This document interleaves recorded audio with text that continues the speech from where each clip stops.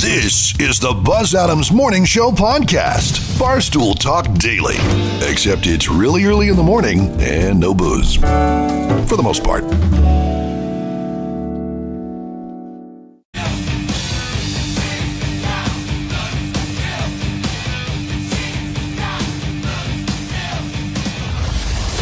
Buzz Adams Morning Show, Monday through Friday, 5 to 10.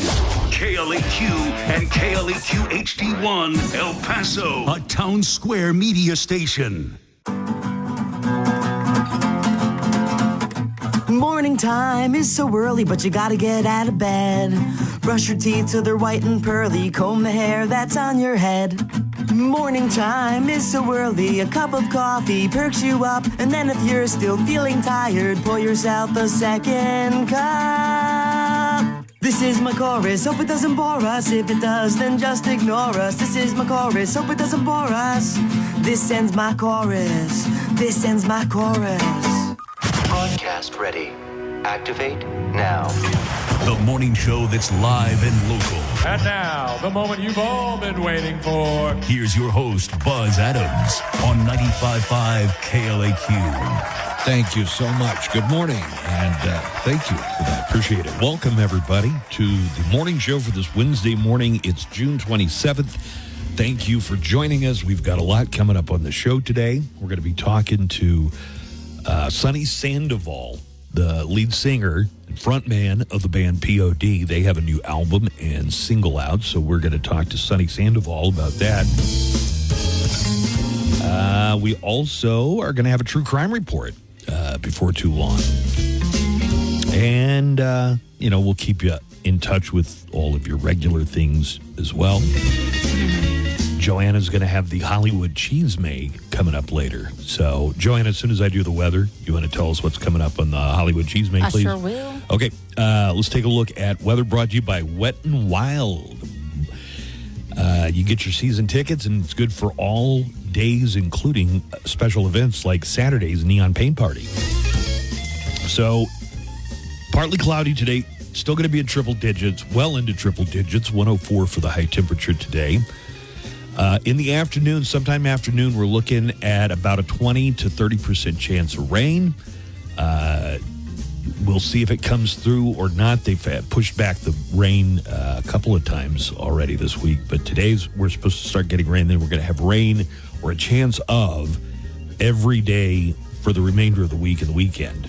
And those rain chances are anywhere from 15 to 30% chance of rain each day. Despite the rain, it's not going to cool things off very much. We're going to remain in triple digits through the weekend.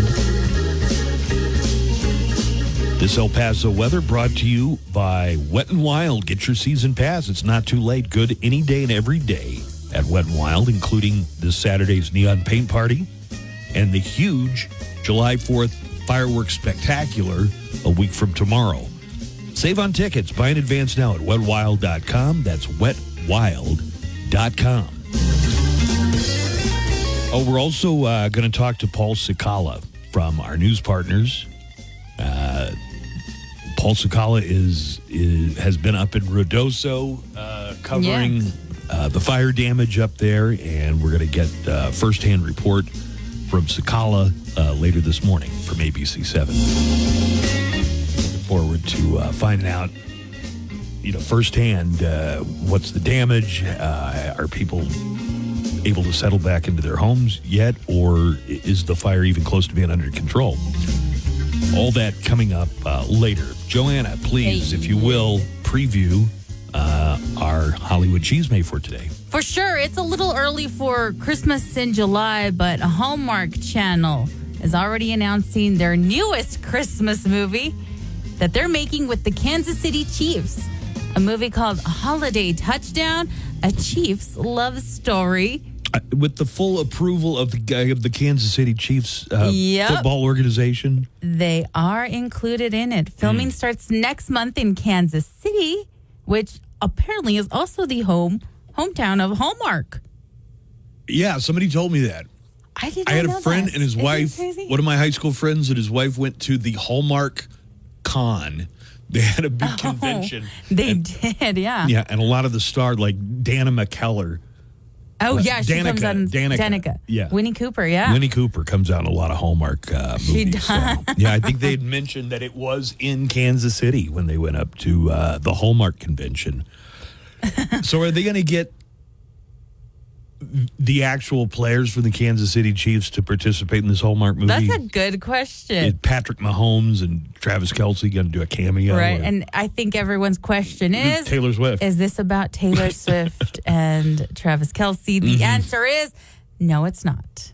I will tell you what the movie is about coming up in entertainment news. All right, we will have that on the way.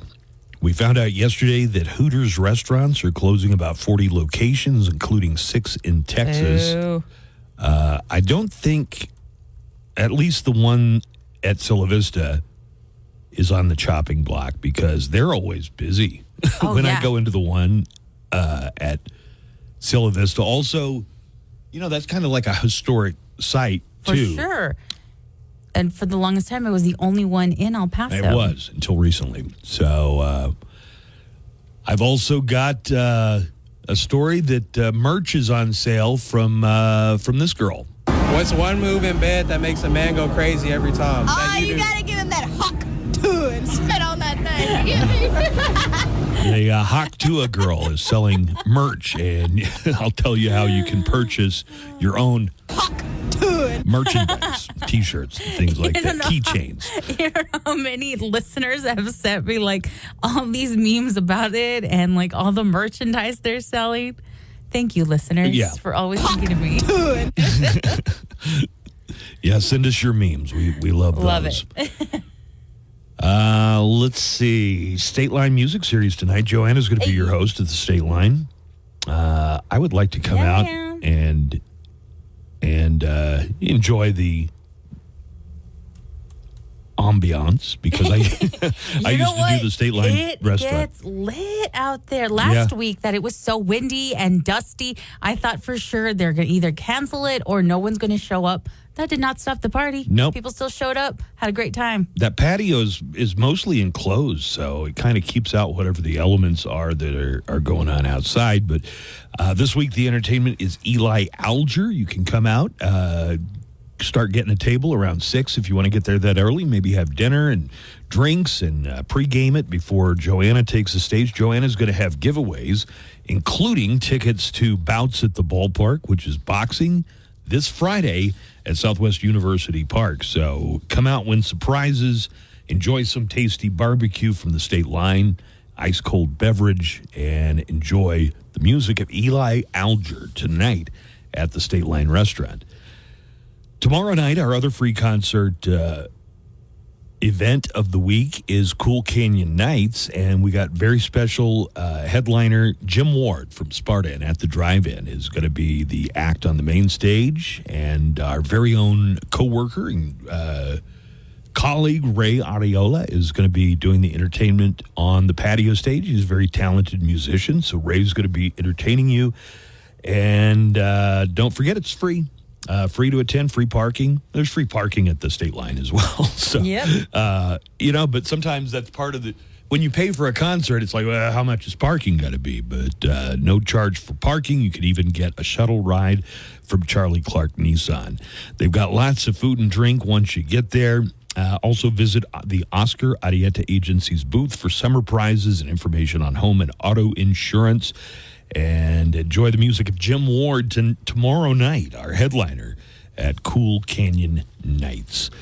All right, the guys from POD coming up later. We'll have Today in Sound Clips on the way in just a few minutes. We'll take your phone calls. And, tomorrow is the presidential debate between Joe Biden and Donald Trump. And we're going to have a little preview of that coming up. It's going to be on CNN, but I've heard a lot of people talking about it. I mean, there's a lot of hype about this. It's like Super Bowl level frenzy almost. Get the popcorn ready. And I talked with my friend, Matt, about maybe doing some kind of game where you should. Yeah, where you pick. Okay, so here's what I'm thinking. You put different things. It's like a fantasy draft. So whoever goes first gets to pick. Is like, I take Trump for 10 points that he will say that Joe Biden's on drugs. Yeah, those are good. For 20 points, Joe Biden will wander away from the podium and have to be led back by hand by somebody. You know, and we go around and we pick, and then everything that happened, you add up your points and see who wins the debate game. So I'm still kind of fleshing that out, but we've got till tomorrow to do that. The Daily Calendar. Sarah? Hey, Sarah. Just freaked out all the Sarahs. Hopefully they can forgive me because June 26th is National Sarah Day and Forgiveness Day. It's also Beautician Day, so make us pretty. And it's Barcode Day, so it's the National Day of Joy, so try to find something that makes you happy. Or don't. I mean, if you don't like joy. Joy's so overrated. No, I don't think. No. That's your Daily Calendar. Hey, it's Daniel Paulus. I'll be along starting at 3 with everything from AC/DC to Alice in Chains to God. Saratoga Home. Interest rate and help cover your closing costs. Saratoga Home, saying welcome home for over 41 years. Originating in El Paso for El Paso, the Buzz Adams Morning Show, 95.5 KLAQ.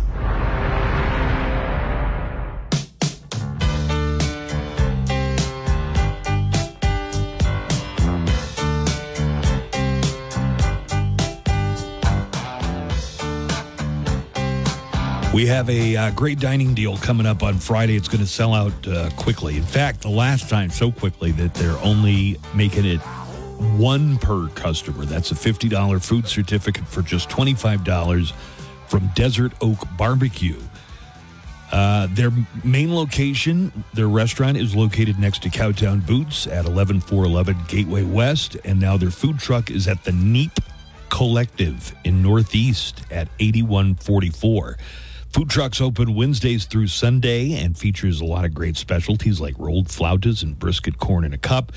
So on Friday, you know, if you've done this before, the dining deals go live at 10 o'clock, and we only make 100 of them available. Once they're gone, they're gone.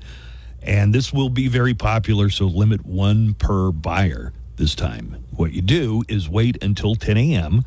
and then take advantage of the dining deals by going to KLAQ. A couple of ways you can do it. KLAQ.com and click Dining Deals on the must-read bar. That's on our website. On the mobile app, there's a Dining Deals button there too. And if you get in quick enough, you can save $25. Get $50 of food for just $25. Desert Oak Barbecue is this week's dining deal from KLAQ and SeizeTheDeal.com. Sweet. And now, today in Sound Clips. All right, let's get through this. By the way, no Nico today. No. So we've got Today in Sound Clips set up and ready to go for you.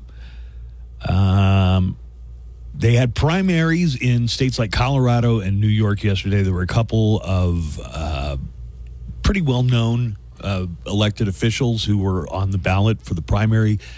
In New York, Jamal Bowman, and in Colorado, Lauren Boebert. And one of them won, and one of them lost by their primary challenger. Voters in New York delivered a surprising result in yesterday's 16th District Congressional primary. Westchester County Executive George Latimer was called the winner after taking down Jamal Bowman, the progressive representative who was a member of the Squad in the House. I thought you had to be a female to be in the Squad. I guess he was like the honorary male. Last fall, Bowman pleaded guilty to pulling a fire alarm in the Capitol building while a vote was being held on a GOP bill to avoid a government shutdown. Jeez. Representative Jamal Bowman was upset by George Latimer, but Lauren Boebert won her primary, so we'll go on to face a Democrat challenger in November. Speaking to supporters after his defeat in New York last night, Democrat Jamal Bowman attacked the fundraising efforts behind his opponent, George Latimer. We should be outraged. We should be outraged when a super PAC of dark money can spend $20 million to brainwash people into believing something that isn't true. So he mentioned $25 million. The race between Bowman and Latimer saw $25 million in ad spending, making it the most expensive House primary race in history in the U.S. With the primary win, Latimer will probably be the new representative for the heavily Democratic district. And by the way, Jamal Bowman's been saying a lot of things about the outside money that comes from this. I think it's called AIPAC. It's raises money for Democrats. Jamal Bowman ticked off plenty of people in his very Democratic district by saying Israel was guilty of genocide and aligning with Palestine. Here's the outgoing congressman from the 16th in New York, Jamal Bowman, said that some Democratic candidates are aligning with Republicans after his loss. Unfortunately, some so-called Democrats are aligning themselves with radical, racist, right-wing Republicans. We should be outraged about that. Well, what he really means is George Latimer is a more moderate, centrist candidate and had not, aligned himself with Palestine. Here is the winner of the Democratic primary in New York. George Latimer said that unity is what's needed now. This country cannot afford to splinter into little pieces, and every single representative has to understand the necessity for unity so that we can move forward as a nation. Here's an interesting story that has to do with the Louisville, Kentucky police department. The police chief has resigned after mishandling sexual harassment claims. Here's kind of the plot twist. The police chief is Jacqueline Gwynn Villarroel. She was suspended earlier this month after her alleged mishandling of sexual harassment claims against an officer. Yesterday, Mayor Craig Greenberg of Louisville announced in his weekly briefing that Gwynn Villarroel had resigned from her position, making her the third chief of the Louisville police to resign or be fired in the last 4 years. Here is Mayor Craig Greenberg announcing that the city's chief of police had resigned. This morning, I accepted Jacqueline Gwynn Villarroel's resignation as chief of the Louisville Metro Police Department. Leadership in the police department has been in turmoil since Louisville police officers fatally shot Breonna Taylor in her own apartment during a drug raid in 2020. And I guess it was Louisville where they arrested Scotty Scheffler before the U.S. Open. Yeah, that happened there too. And here's Mayor Greenberg of Louisville said that the former police chief was placed on administrative leave 2 weeks ago.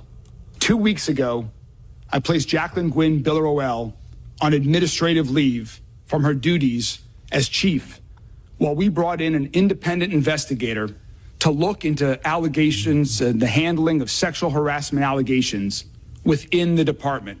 A little bit about those allegations and these supposed mishandling. 2 female police officers with the department filed lawsuits last week alleging they were sexually harassed by a fellow officer or officers. And that is the reason the Louisville chief has resigned.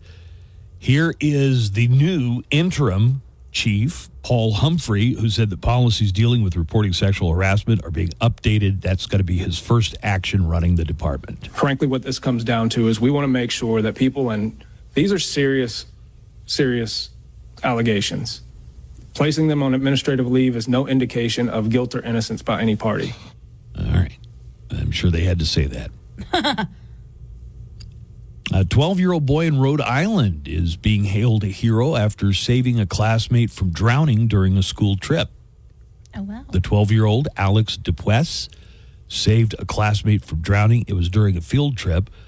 Both of his parents are first responders with the local fire department, so he knew how to respond in an emergency. Here are Alex, the 12-year-old, and his dad talking about the rescue. I don't really think of myself as a hero because I know a lot of first responders save people every day, and I just think that anyone could have done what I did. I jumped in, got to him. He grabbed onto me. I went underwater, but I was able to get up and tread water. I think it's amazing what he did. And I think a lot of young boys and girls can learn a lot from him. All right. Occasionally, Joanna, for some reason, people feel like they want to pretend to be a police officer, and they're not really. You've heard. That tends to happen, yeah. Yeah. A man in New Orleans was arrested for impersonating a police officer, and he got caught because he pulled over an actual detective. He didn't know it was a detective. Here is New Orleans Police Chief Rick Rowe, and he's got a theory on why so many people want to play pretend cop. Sometimes it's people who fantasize with being in law enforcement. Parents may have been in law enforcement, or family members may have been in law enforcement, and they just never made the cut. All right. All right. Interesting theory there. Yeah. I might be out of... no, I'm not. I'm not out of sound clips. I got a few more. I sent you a sound clip, by the way. The one you showed me yesterday? Yes, it's in the Skype. Oh, yeah. I definitely want people to hear this. I'll let you set it up in a minute, okay? Okay. Oh, man. I don't like the way Skype plays their videos. If you give me a few seconds, I can get you just the audio for that. Okay. All right. That'll be fine. The new Quiet Place is going to star Lupita Nyong'o. Yes, and a lot of people keep sending me the trailer because they're like, she has a cat. Well, it turns out that she had to do therapy to overcome her fear of cats. Oh, she had a fear of cats? Yeah. She's like a reverse Joanna. She had to go talk to somebody about her irrational fear of cats. Uh-oh. Lupita Nyong'o talked yesterday on CBS Mornings about getting cat exposure therapy to get rid of her fear of fuzzy fur lines so she could act alongside her kitten co-star in A Quiet Place Day One. Oh, they hired someone to bring cats to my home. And the first day they just released the cats in my presence. I stood on the other side of the room and asked questions about why they were doing what they were doing. Wow, Lupita. And I worked slowly until such a time Then that did you touch them? Eventually. Eventually. I wonder how they feel. Like, is it the same reaction you would get if somebody let a bunch of rats go in your house? What is it? What is here go all the cats. What does the fear of cats feel like? Lupita Nyong'o admitted that she begged the director of A Quiet Place Day One, Michael Sarnowski, to please not have a cat in her scene. Oh, my God. I've been terrified of cats my entire life. Terrified? Oh, terrified. Wow. I wouldn't be in a room with a cat. I would cry. What scared you about them? Well, I just found them suspicious. They're very sus. And Lupita Nyong'o talked about joining the Quiet Place franchise in the latest movie. We as human beings do a lot of communicating without words. Exactly And right. so when you strip away the words, you're left with something more primal, more immediate, and you have to be very present with your acting partners to know exactly what's going on. Did you see Quiet Place? I did see the first one. I didn't see the second one. There's how many? Like, this would be the third maybe? Yeah, there was Quiet Place 2. And then this is going to be like when spoiler. Right. When the aliens first arrive. Jeremy Renner was talking about his snowplow accident. He really went into detail about the kind of injuries you get when you're run over by a snowplow, and it is gruesome. Really, really grisly. Jeremy Renner was on the Smart Less podcast and talked about how he is seeking out less active roles since his snowplow accident in 2023. I just don't have the energy for it. I don't have the fuel. I have so much fuel to put into like this reality, this body, all this stuff. I can't just go play make believe right now. Because it takes a lot of time to get right here every day. Joanna, you just sent me the audio. I got it, so I can Awesome. play it. Can you set it up?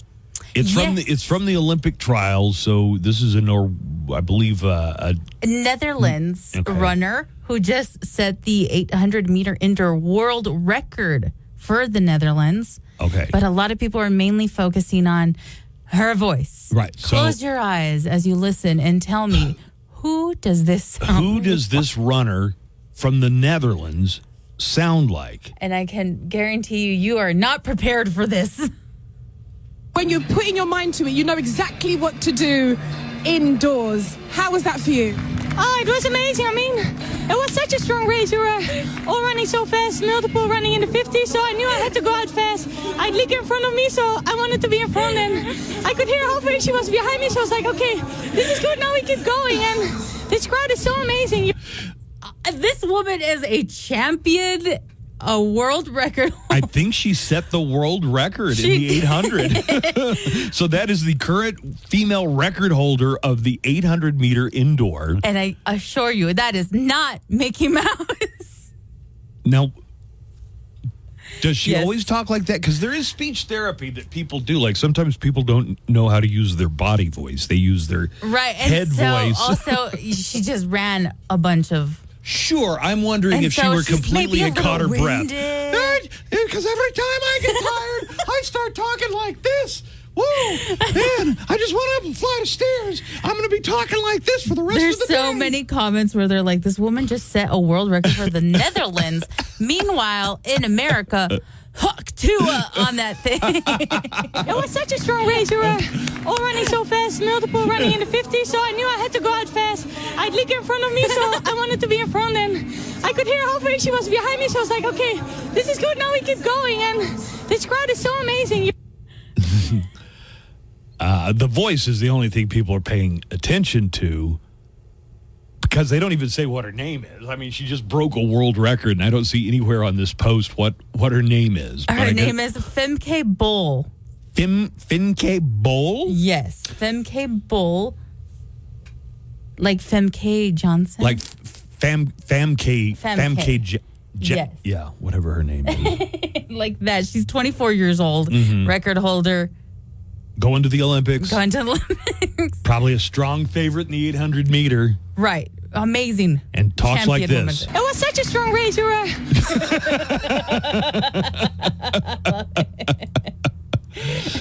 Still not as entertaining as the girl, but meanwhile in America, entertaining nonetheless. Let's do our late night roundup. Sure. We've got a recap of highlights and funniest moments. Joanna puts this together before the sun comes up for us. So let's check out our late night roundup. This is my second night here, and I have to say, it's even harder than Jimmy makes it look. Ever since I agreed to host the show, I've been trying to get COVID. But I didn't, so here I am. Can you believe, truthfully, that COVID is still a thing? COVID is one of those words we all hope we'd never hear again, like Scaramucci and Macklemore, you know. Hooters announced they are closing dozens of their underperforming locations. Yeah, I know. Why is it that an underperforming Hooters is sad, but an overperforming Hooters is a brothel? I don't understand. That was Martin Short filling in for which Jimmy is he filling Kimmel. in for? Filling in for Jimmy Kimmel. That was Martin Short, and I guess they're going to have a week's worth of guest host on Kimmel. All right, let's take a break. We're going to come back in just a few minutes. We'll have a true crime report coming up for you, and much more of the Buzz Adams Morning Show on the way right after this. Artist interviews, zoo music discoveries, celebrating artists' birthdays, commemorating releases, champion of all things rock. Ages 21 and over. See Speaking Mark's Facebook page for more info. Live from the KLAQ studios, the Buzz Adams Morning Show. Courtesy of Glasheen, Vyas, and Inderman Personal Injury Lawyers at GVILaw.com.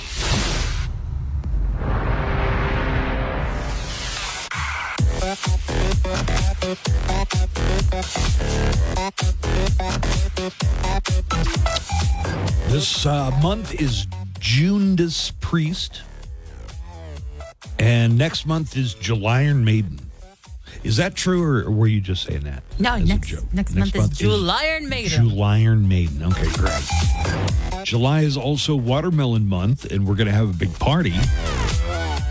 You know, a lot of the nation's watermelon and just melon supply comes from the Pecos Valley. So, KLAQ Watermelon Party is going to be at Westwood Playland on Saturday, July 20th. And from 4 to 10, you can come and eat watermelon.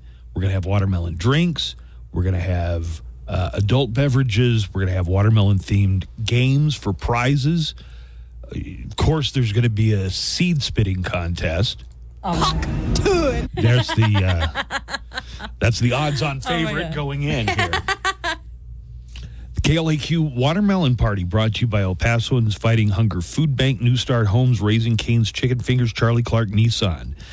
And everything you need to know about the first ever KLAQ Watermelon Party is at Westwood Playland.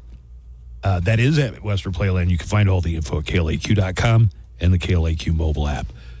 We had a watermelon eating contest. We did. And you had to finish 2 slices of watermelon all the way down to the rind. Right. With no red showing. And I don't know if they've got that up yet or not, but you're going to be really surprised by... There was a winner, but... There was a clear winner, but... But I question whether performance-enhancing drugs were used. Like something that might have just given him the winner the munchies? Yeah. Ahead of time? Yeah. Okay. All right. Here are a couple of calls. Okay. One call about the runner from the Netherlands. Hey, yes. Do you know if you're from the Netherlands, you're Dutch?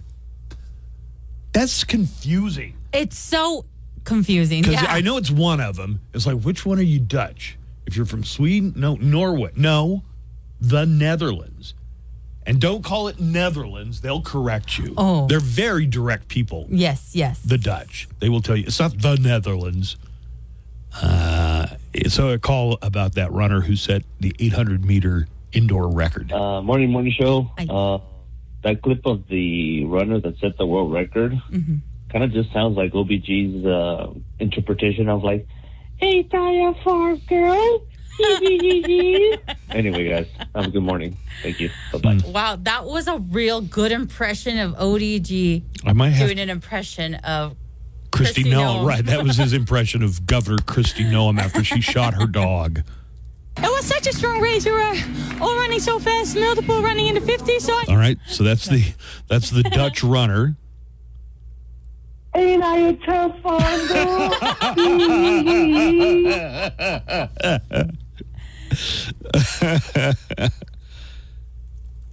Here's another call that came in since yesterday's show. Morning, Mo Show. It's Mo. Yeah, just to remind you guys, it's the movie Manos, Hands of Fate. It came out in 1966, and it was made in El Paso, and it's considered one of the worst movies ever. Yeah, I'm very familiar with Manos, Hands of Fate. Yeah. But it was like a $19,000 budget movie. But anyways, no, it was like $1,900. The idea is, let's get the rights to that, Buzz, and let's get J.J. Arms involved so he can be the mean, evil character. And we got a movie going on. It's Manos, and we'll redistribute it through Jimmy Kimmel, and there we go. That's an idea, brother. Okay. All right, later. All right, appreciate it. Thank you. The first time I saw Manos, Hands of Fate, it was on Mystery Science Theater 2000. Yeah. I forget what was it, 2000 or 3000? Yeah, Mystery Science Theater. And I'm watching this very bizarre movie, and I mean, it's just obviously You're like, not a what is professional. happening here? You're right, but I did notice. I was like, that some of this scenery looks like it could be the Upper Valley, and it wasn't until later that I found out that it was filmed in El Paso. And it was a guy, believe it or not, his main job, the guy who made the movie, he was a fertilizer salesman. So by making the worst movie, one of the worst movies of all time, I guess that just also made him a fertilizer salesman. I first heard of Manos, the Hands of Fate, through How I Met Your Mother. What? there's an episode where the main character, Ted, is arguing that is the worst movie ever. Mm-hmm. And someone else is saying, no, Plan 9 from Outer Space is the worst movie ever. Yeah. And so I had to look it up and be like, what the hell is Mono's The Hands of Fate? And there are these weird scenes where they're just kind of like driving around for an uncomfortably long time. You know, you're like, wait a minute, why isn't the plot moving forward? They're just driving around. But it is kind of interesting to see parts of El Paso from 1966. Back then, yes. The guy who played Torgo, the hunchback guy, killed himself. Oh, God. I don't think they came right out and said it was because he was embarrassed to be associated with this movie, but the main cult leader in it looks like Frank Zappa for some reason. But you can watch the whole thing on YouTube. Yeah. I'm pretty sure. So it's Mono's Hands of Fate. It was a bet. So this fertilizer salesman bet a writer that he could write and produce a movie for like under $3,000. And I guess he won the bet because he made a movie, unless he specified that it needed to be a good movie, which it is not. But it's a real interesting snapshot of El Paso in 1966. Just ignore the movie and look at the scenes of the city. Admire the scenery. Whoop, whoop. That's the sound of the police. Whoop, whoop. That's the sound of the beast. Whoop, whoop. Time for the True Crime Report. Actual crime stories from around the world and across the nation. Stop breaking the law! Oh! Let's see what we have on the blotter today. This could have been our Florida man story. A 64-year-old Florida man stole 4 24-ounce cans of Modelo. So it must have been Modelo time. The clerk caught him and asked him where he got the booze. And he admitted, from this store, I didn't pay for it, I stole it. Honesty. The clerk offered to let the 64-year-old man go if he'd just pay for the beer. Or he could even just give him back. The guy declined the offer, saying, and I quote from the police report, "Nah, I'd rather just go to jail." Clerk called police, and when they showed up, the guy was still there. I guess he really did want to go to jail. They asked him what had happened, and the man said, "I got so thirsty, I decided to steal some beer." He was arrested and charged with retail theft. In Houston, a family of Taekwondo teachers saved a woman from being assaulted on Tuesday. They heard a man attacking the woman in the business next to their studio, and the family of Taekwondo teachers went over and gave him a good thrashing. What do they do in Taekwondo? Do they hit, or is it more of a tossing discipline? Taekwondo, it's kicking. Oh, is it kicking? Yeah. The dad held him down for 10 minutes until police finally arrived. All 5 members of the family are 4th-degree black belts. Okay, now this is a mouthful of a headline. A man on a tricycle with a machete fought another man over a flashlight. Was he on a bicycle with a machete as well? No, only one guy was, and it wasn't a bicycle, it was a tricycle. I think that's important. Yeah, it was a tricycle. Okay. Yep, even weirder. The victim. Person stabbed by the machete. Okay, so let me see if I can sort this out. I think the tricycle guy had the machete, but it was the other guy who attacked him with his own machete. Give me your machete. Give me your machete. The victim was riding a tricycle down the beach while using a flashlight as a headlight. The person who assaulted him did not like having the light shining in his face and started arguing with the man on the tricycle. At one point, the attacker noticed that the victim had a machete in the basket of his tricycle. Now, when I say tricycle, are you picturing like a little girl's tricycle? Or are you picturing a more adult-size tricycle? Is there such a thing as an adult-sized trike? Mm-hmm. I'm thinking of Bobby's World. Downtown. Joanna, how do you picture the tricycle? Like a tricycle? Like a little girl's tricycle? Yeah, with little tassels Streamers on it. coming out of the handle? A basket, perhaps. So the attacker noticed there was a machete in the basket of his tricycle, so he grabbed it, struck the man on the tricycle with the machete, and then a struggle ensued. Give me your machete. The victim took his machete back, but cut his left hand open in the process. He then drove away on the tricycle and called 911. He was eventually taken to the hospital with non-life-threatening injuries. Police brought a suspect in, but said they didn't have enough to charge him with anything, so they had to let him go. Stabbing? You couldn't put him in for stabbing?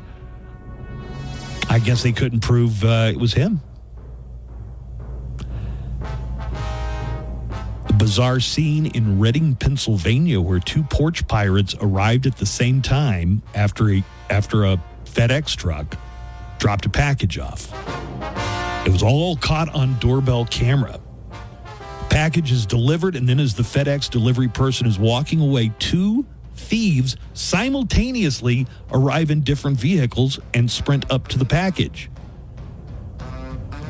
As one suspect grabs the package, the other holds a flower pot, apparently looking to fight the other porch pirate for the loot. I have some audio to go with this one. I'll have to find it here in a second. Police are investigating, but they haven't charged anyone yet.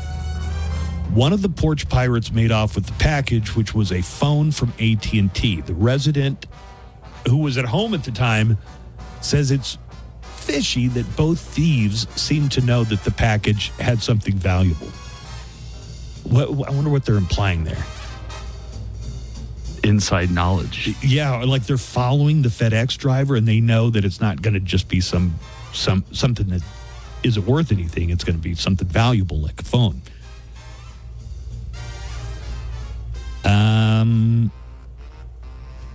Do you see anywhere on here the porch? Here you go. Dueling porch pirates steal package right to out. have these two scumbags come into our community and get into a potentially deadly altercation over stealing a package is unbelievable.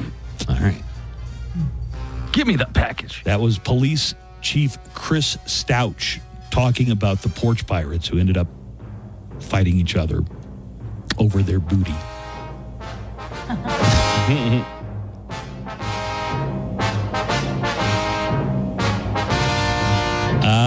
A guy flew all the way from New Jersey, according to police, to Florida in order to commit violence against a guy that he had met while playing a video game.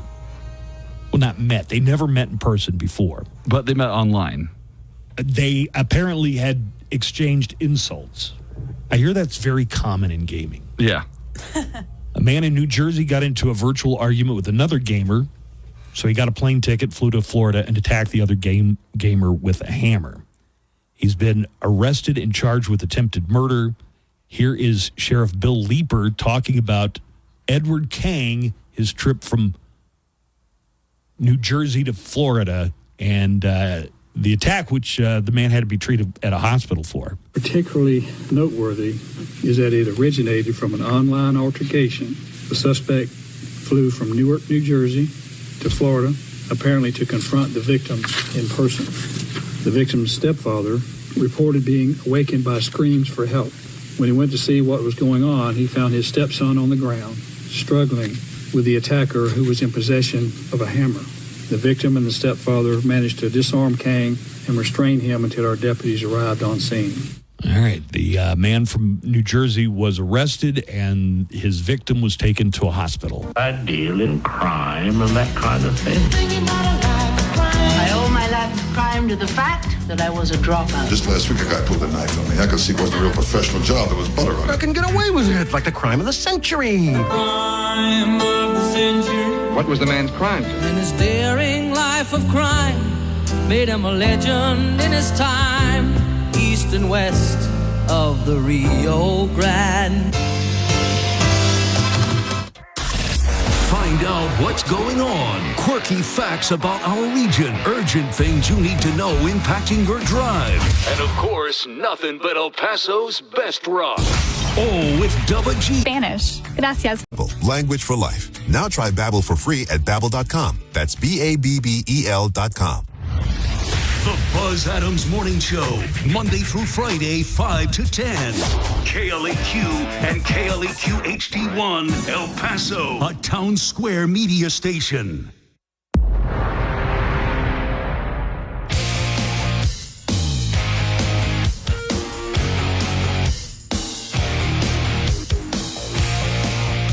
right, we're going to get to Joanna's Hollywood Cheesemate coming up in just a few minutes, but I've got a Mo Show calendar and almanac of events that I would like to get to before we do the entertainment news. Joanna, what's coming up in the Cheesemate today? In the Cheesemate, Ozzy Osbourne has just come out in a new ad for Liquid Death, and he's telling us how not to consume it. What is Liquid Death? Somebody mentioned that yesterday on the show, and it sounded like is it water? It's water, yes. Why do they call it?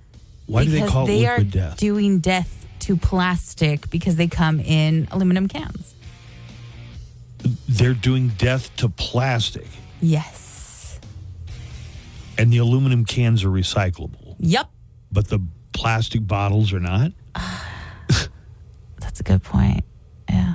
I know that like a lot of, they say there's so much plastic just in the water supply that everybody's We just got microplastics on their insides. Right now. Okay. I'll let you hear that commercial. For TV tonight, live coverage of the 2024 NBA Draft on ABC and ESPN. Over on the CW, the 4th season finale of Walker. And The Bear is back tonight on FX on Hulu. All right. 3rd season premiere of The Bear. Series premiere. There's a new show on CBS tonight, The Real CSI Miami, which is a reality show that looks at the actual forensic science. Shut up. Yeah. That sounds amazing. I bet you the real forensic stuff is nowhere near as exciting as it is on the CSI show. Yeah. I freaking loved CSI.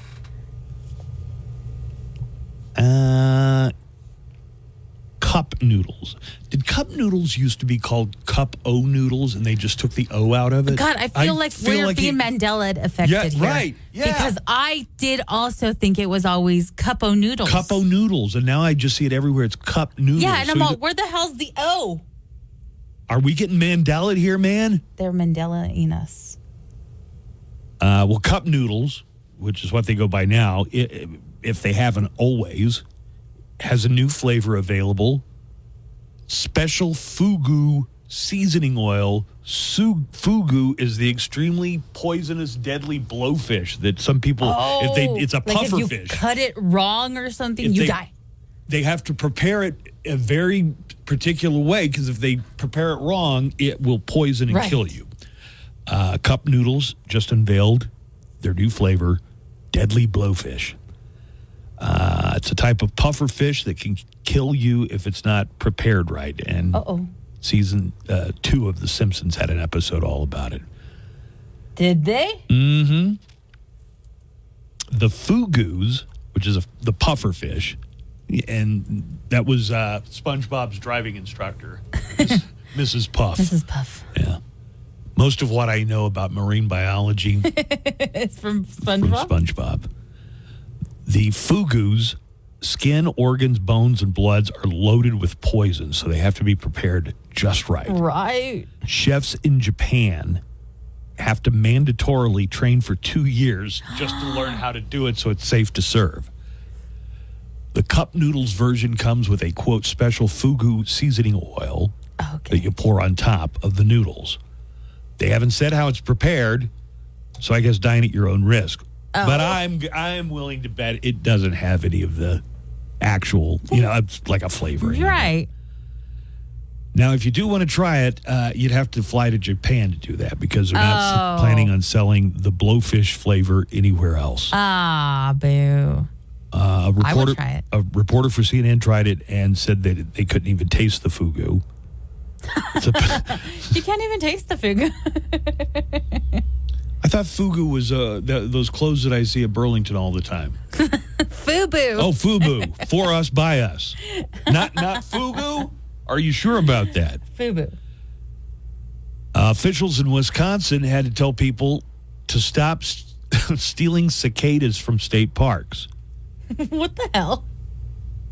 Wisconsin's Department of Natural Resources had to put out a statement telling people to stop stealing cicadas from state parks. The cicadas have been out of control this year because it's like a triple whammy of cicadas. So why would somebody have to go harvest them in the states where they're everywhere? You know, they're trying to make that cicada whiskey or something. Mm-hmm. The Wisconsin Department of Resources got reports of someone harvesting cicadas near Bigfoot Beach State Park near Milwaukee. A handful of restaurants have been mixing cicadas into their menu during the double brood hatch that's going on this summer. A bar in Chicago is selling cicada shots. Hey, shots. But I thought one of the things about this was there were so many of them that people couldn't sleep because they're so Right, because loud. they were so noisy.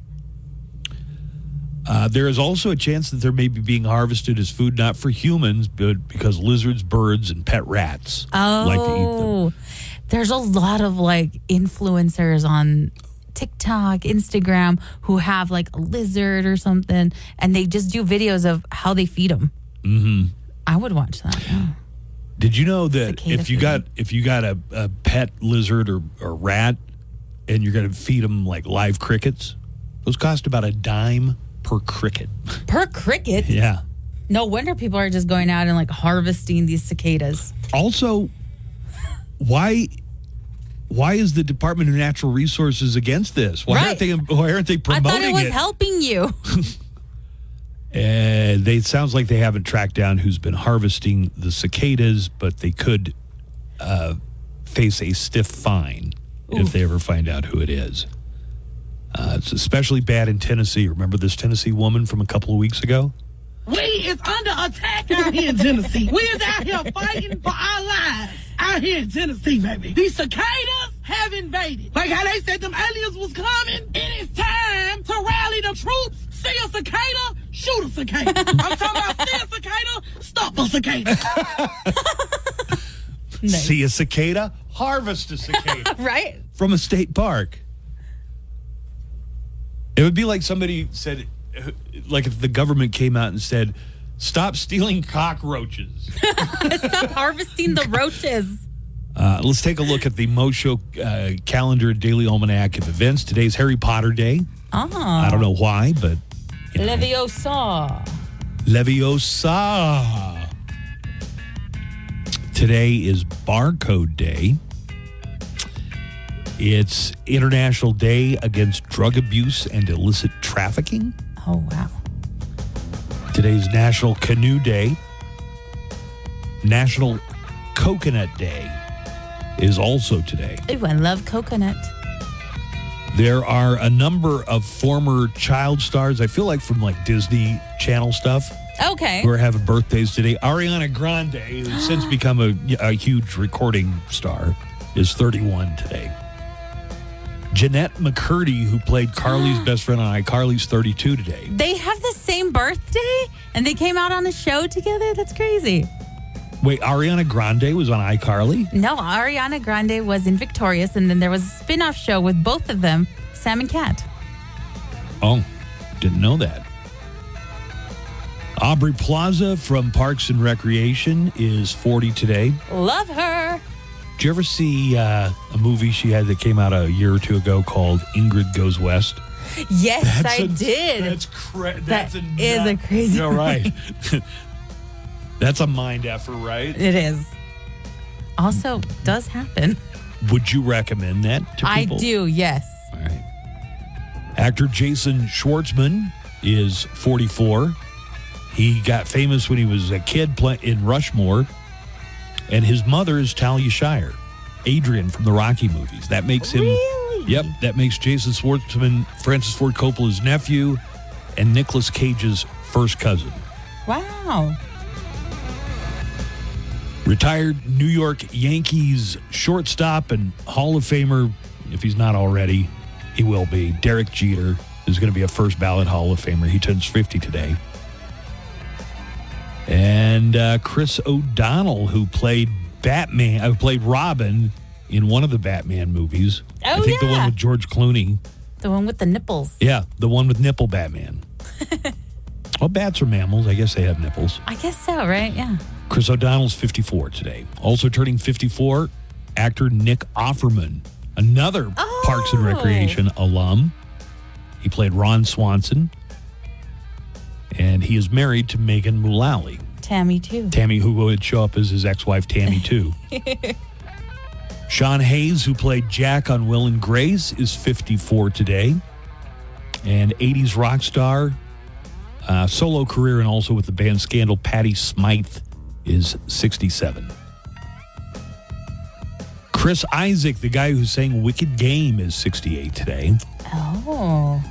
And actor Getty Watanabe is having a birthday. He played Long Duk Dong in 16 Candles, and he was in a scene that I was in Weird Al's UHF. So I was on set with Getty Watanabe for the Wheel of Fish scene, and they had real fish in there that Wheel of Fish that did not get fresher as the day went on. Oh. Trust me. You want to hear my line from Weird Al's UHF? Yeah, what was it? Wheel of Fish. Superb. Yes. The whole audience said it. So. Oh. Actor Getty Watanabe is 69 today. According to folklore and written accounts, not just fairy tales, this was the day the Pied Piper led the children out of Hamelin, Germany. You remember the story of the Pied Piper? Not really. So this guy comes in town, he says, I'll get rid of your rats. They had a rat problem. Kind of like how Tennessee has a cicada problem. Hamelin had a rat problem. So they say, all right, get rid of these rats. And he played his pipe, and the rats followed him out of town. And then he came to get paid, and the town wouldn't pay him what they promised. Uh-huh. So he played his pipe and abducted all the kids. Oh, my God. Hence the expression, you must pay the piper. Oh, I learned something today. So what's interesting is this did appear in Grimm's fairy tale, the story of the Pied Piper. Uh-huh. And it supposedly happened in 1284. There is a monument in Hamelin, Germany, that was only from about 90 or 100 years after that, from the 1300s, that talks about this event. And people are wondering, what actually happened? Right. You know, for this legend of the Pied Piper to come up. Also, this date, 61 years ago, in 1963, President John F. Kennedy gave a speech in West Berlin. He was talking about the Berlin Wall. And he said, I'll try and do my best Kennedy accent, okay? Okay. Ich bin ein Berliner, which means I am a Berliner. Now, let me just tackle this for a second. For a long time, people said that he misspoke and said, I'm a jelly donut. Oh, my God. Had you ever heard of that before? Could you imagine? No. Did he? He said, Ich bin ein Berliner, which means I am a Berliner. There was a pastry called a Berliner, but it would be like if he had gone to Denmark and said, I am Danish. Okay. People would say, oh, you just said you're a Danish. A Danish. So, yeah, it's not as stupid as the urban legend makes it sound. And now, great moments in history. June 26, 1963, in West Berlin, John F. Kennedy delivers the famous speech in which he announces to the crowd, Ich bin ein Berliner, I am a Berliner. But when roughly translated in German, it becomes, I am a jelly donut. Wow, that went well, didn't it? Mr. President, do you know that Ich bin ein Berliner translates to I am a jelly donut? Yes. What's your point? Why would you say that? Because I really am a jelly donut.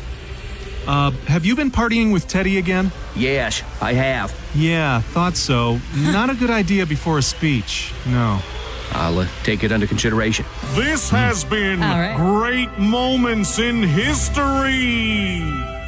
Do you think Marilyn Monroe ever gave JFK the old treatment?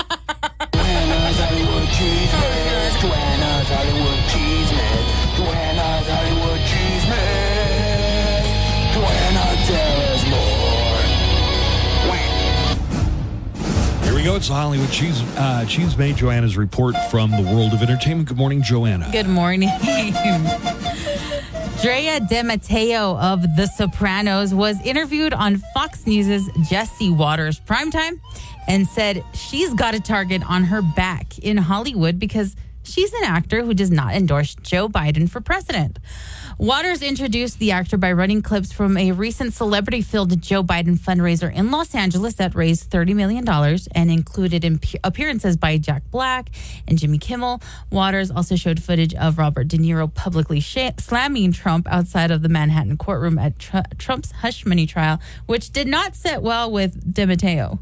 Is there a quiet Trump voter out there in Hollywood? I think there's a lot of them. I think there are a lot of. That was a hard intro to watch. Sorry. Was it Jack Black's legs?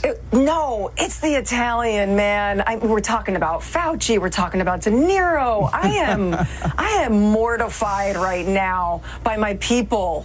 I don't understand what we're doing here.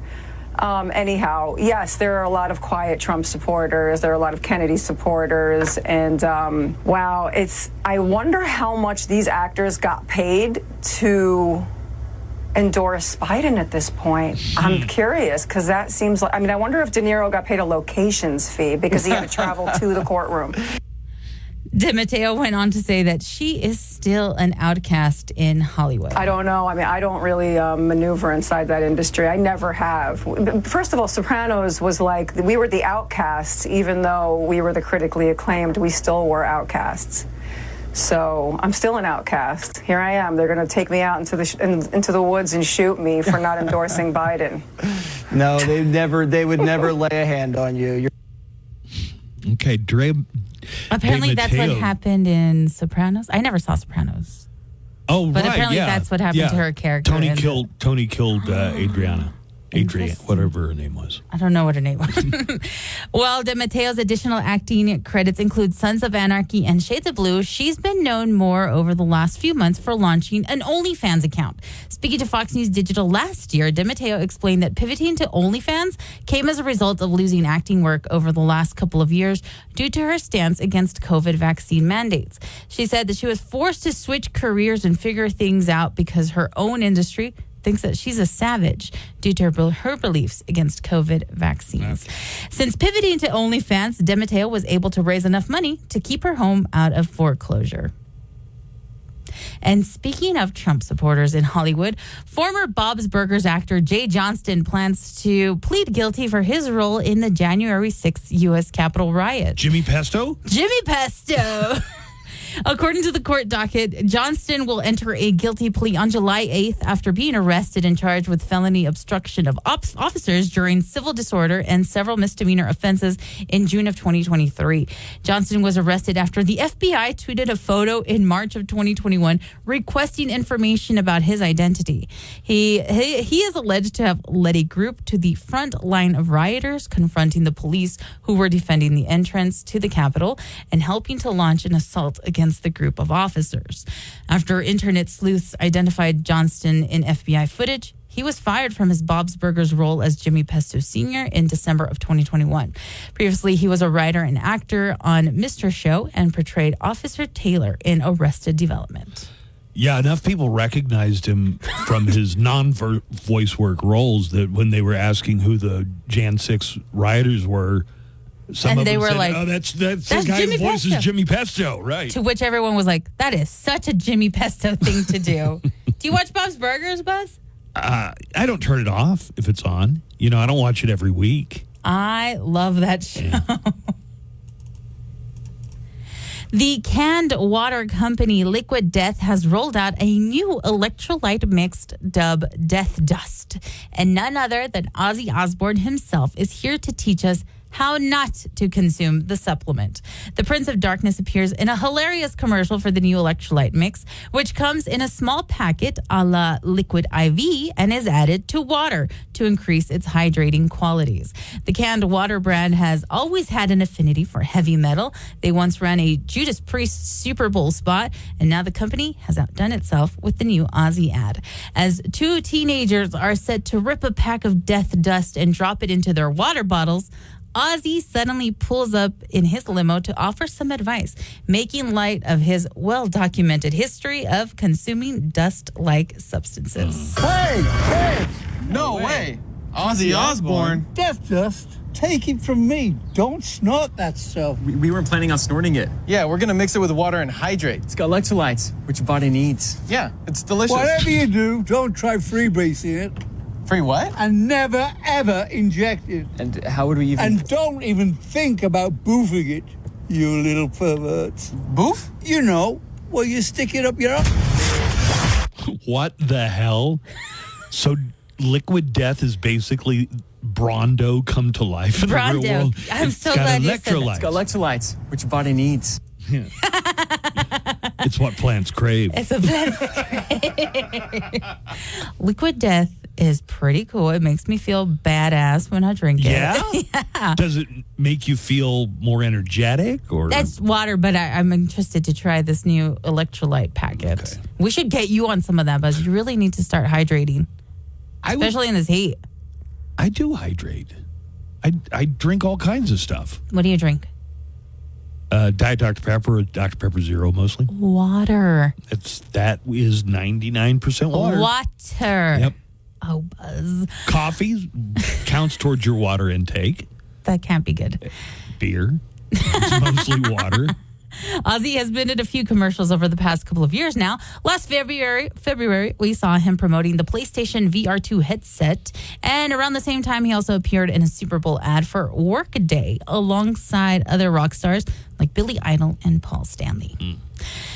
Paul Walter Hauser's interview with Cinema Blend at the Inside Out 2 press junket is gaining traction on social media for one viral moment in which the Emmy-winning actor calls out Vin Diesel for stories about Diesel allegedly mistreating cast and crew on set.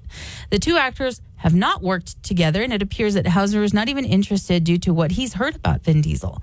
When the Cinema Blend interviewer asked Hauser that his arc in Inside Out 2 means you're like Vin Diesel, here's how he responded. It's cool to get to be a part of a character that kind of has an arc and helps in the end. Yeah, you're like Vin Diesel now. Please don't say that. I like to think I'm on time and approachable. I don't know what I'm allowed to talk about. Sorry, I love people, but when I hear stories about Hollywood actors who get paid really well and mistreat people, I out them constantly. Yeah, and it's awful. A blast. So he's the guy who played one of the people who bashed Nancy Kerrigan in the movie I, Tonya. I've never seen that one. Okay. In Cruella, he was one of her bumbling henchmen. Okay. Yeah. The Richard Jewell movie. Richard Jewell, yes. Jewell. He played Richard Jewell. I saw him in a show called Blackbird, which is really good. I didn't see that, but I know it got a bunch of awards. Yeah, he was really good in that. Reports have surfaced over the years about Diesel being late to set, which allegedly is one reason he feuded with The Rock. Yeah, during the making of the Fast and Furious franchise. However, Diesel told Men's Health in 2021 that it was just tough love that he gave Johnson and trying to get a great performance out of him that drove a wedge between them. But last year, a former assistant to Diesel sued the actor and alleged that in 2010, he pinned her against a wall in a hotel suite and masturbated in front of her. Oh, my God. The actor has categorically denied the allegations against him. But I like how Hauser's like, please don't call me that.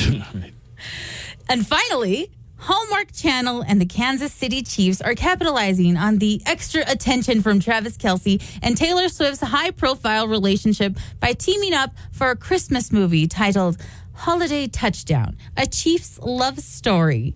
Starring in the made-for-TV film are Taylor Hines, Hunter King and Ed Begley Jr. It will be shot entirely in Kansas City, including the Chiefs' Arrowhead Stadium, which will be the first time an NFL venue is in a Hallmark movie.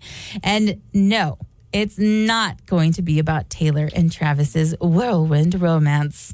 The movie will follow a female Chiefs fan whose family are finalists to win the team's Fan of the Year contest when she starts to fall for the guy in charge of evaluating the contest. But when her grandpa's vintage Chiefs good luck winter hat goes missing, she begins to doubt everything she believed about fate, unless, quote, a little Christmas magic can throw a Hail Mary. It'll premiere later this year during the channel's annual Countdown to Christmas programming. And the Kansas City Chiefs are all on board with all this. On board. We may even see some cameos. With your entertainment news, I'm Joanna Barba. Unless, so it's not going to be about Taylor Swift and Travis Kelce. No. But, I mean, I'm sure it's capitalizing on that, right? Oh, for sure, yeah. You stole my heart, you intercepted it. Now you're gone, have to accept it. Did I meet your mom too soon? Or did I do what I always do? Yeah, we made it to the 50. Then you kissed me. We made it to the 40. A new love story. We made it to the 30. And you did me dirty right then. You put the end in tight end. And as I touched down, just like you in a game, I'm in another town, and nothing feels the same. Wish I could go back when we met that day. Oh, whoa, and throw a flag on the play. Beautiful. That's our the theme song for it. imagining of what the eventual breakup song will be when they break up. I'm Daniel Paulus, and whether you're wrapping up your workday, Be bold, courageous, be the change. Be the A-rated District of Champions. We're back. Buzz is back. Hey, right on, Buzz. Buzz in the morning show. 95.5 The Q. Before I skate up to school, well, who knew that this day wasn't like the rest? Instead of taking the test, I took 2 to the chest. Call me blind, but I didn't see it coming. And everybody was running, but I couldn't hear nothing except gun blast. It happened so fast, I didn't really notice it though I survived in class. Maybe this kid was reaching out for love, or maybe for a moment he forgot who he was, or maybe this kid just wanted to be hugged. Whatever it was, I know it's because we are.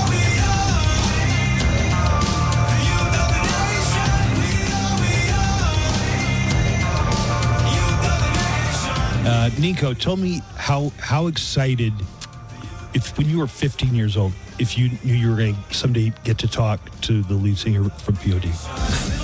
Freaking out. Like, if you told 15-year-old Nico, yeah, you're going to talk to POD sometime, his brain would explode. Okay, we have Sonny Sandoval, who's the lead singer of POD. Hey, Sonny, you catch all that?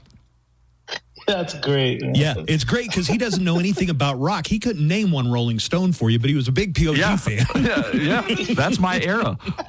Yeah. Who are these Rolling Stones? Yeah.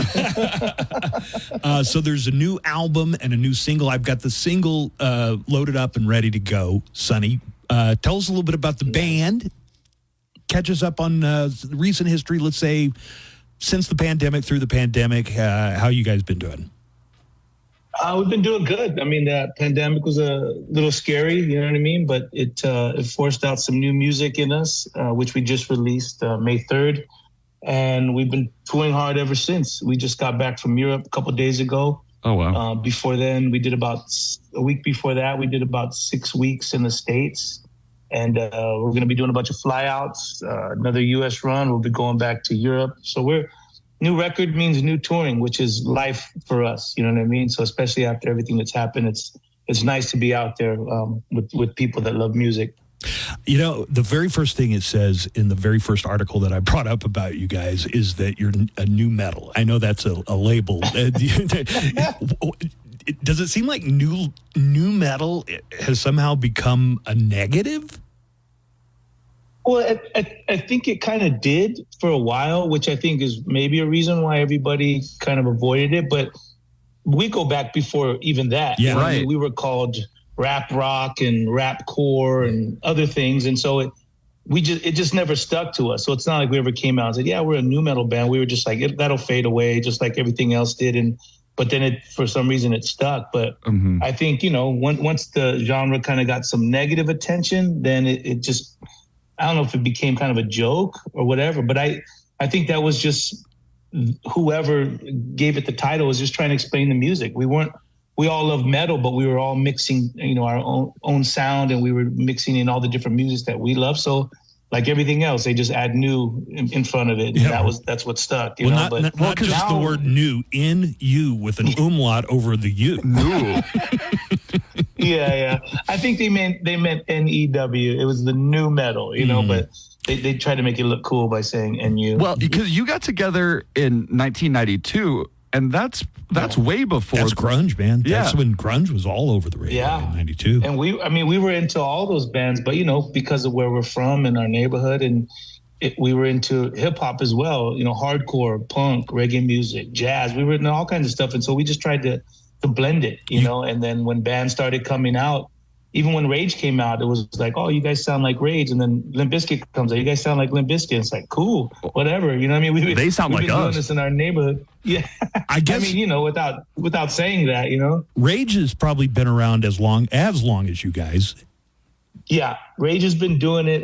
But a fun fact is that Zach was in a hardcore band called Inside Out, and he used to come to San Diego to watch all the straight edge bands. And there was a band called House of Suffering that was already mixing kind of the San Diego sound, like a rap and rock. And then all of a sudden he came out with Rage Against the Machine. I don't know if he ever credits to that, but yeah, he got this sound from San Diego. Can you recall the first song you ever heard that was a rock band who also had, maybe a rap break in one of their songs? I mean, I don't know if you remember like Blondie and like Fab Five Freddy. It wasn't necessarily rock, but then, obviously when Run DMC came out. Aerosmith, with Aerosmith, yeah. And then there was Public Enemy and Anthrax. So that's right. They were mixing it back then. And back then, that was it was odd. Not odd, you know what I'm saying? But to the rock and roll fan, it was like, this is. The rock fans were not having it. They just, it was hard to get their mind around it, And I think that same kind of idea is stuck with POD forever. It's almost like you have those diehard metal rock fans that just don't want to cross the worlds. But, now it's 30, 40, years later, and here we are, and it's just what is happening. I guess that's what's happening kind of with the country and the rock. It's just a new era. That's all. And the rap. I mean, Beyonce had a best-selling country album. I think it's all good. I think, the more you share and cross stuff, you come up with more interesting stuff, and it keeps it fresh, right? 100%. Whoever would have thought rap and country would have crossed worlds. Right. Yeah. And then Old Town Road is #1 for 16 weeks in a row on country radio. Yeah. Would you guys ever consider doing something with would you do anything with a country flair with POD? Would you do a collab with Jelly Roll maybe? Oh God. Well, that's if everybody stops doing it with them. You know what I mean? Everybody jumps on that same thing. They take who's hot and they go with it. I think for us, if we ever did it, we'd have to go more just old school, Yeah. Well, we look forward to seeing you out on the road. If Texas is in your plans, give us a heads up because we would love to see you here. Tell us about the song and the album. And the album, because Sonny, you were quoted in an interview saying this is one of the best albums you guys have ever done. I don't want to be cliche because everybody says that with the new record, you know what I mean? Right. But it's like, I think everything that we put into it, and if anything, I love this record and I believe that it could be the best album we've done, but I think it's the album that we needed. Our albums have so many flavors and spices, and it has all those things that we just discussed that sometimes people don't get it. They don't. A lot of people that can't dance aren't going to get it. You know what I mean? Or they don't understand our neighborhood or where we come from or our backgrounds and our cultures. And it's like, I don't know if that's really the rock and roll metal thing to do, but we love rock and roll. We love metal. We love all these music. And sometimes we can be a little overwhelming with our spices. And I think this record is just we've been calling it very meat and potatoes, right? It's just very right in your face, just kind of, it's the one of those elements of POD that people love. And so we tried not to overdo it with all of, the different stuff that maybe everybody's not into. Now, you've got a guest vocalist on here. I'm afraid I'm not familiar with the artist or the band that the artist is from, but can you tell us about her a little bit? Yeah, Tatiana, her band's Ginger, and they're actually from Ukraine, and they're hot right now. They're metal. I mean, if you were to hear her scream, you would never even know it was female. She's brutal. And she's amazing. As much as her, she can sing, she can scream just as well. And they're friends of ours. And I know for that song, we just kind of, it's saying we aren't afraid to die. We wanted this gang vocal. We wanted the female vocal in the mix, and we asked her to do it. And like I said, she's part of the POD family. We love her and her band, and so we asked her to do it. And yep, it was a no-brainer. We did a listen through earlier, Nico, and I thought it was really, like solid, classic POD sound. It's just a really, really great tune. And, it's called Afraid to Die, but the chorus is, we're not afraid to die. Tell me a little bit about that. I mean, obviously that's what, that's what you want to hear. But then the very next line is saying we're also like, we're not afraid to live. Mm-hmm. So that song is more, to me, I've said this before, it's the dying part is easy. It's living through all these adversities. It's living through this crazy world. Living through all these different anxieties and stress and mental illness and all this stuff. It's difficult.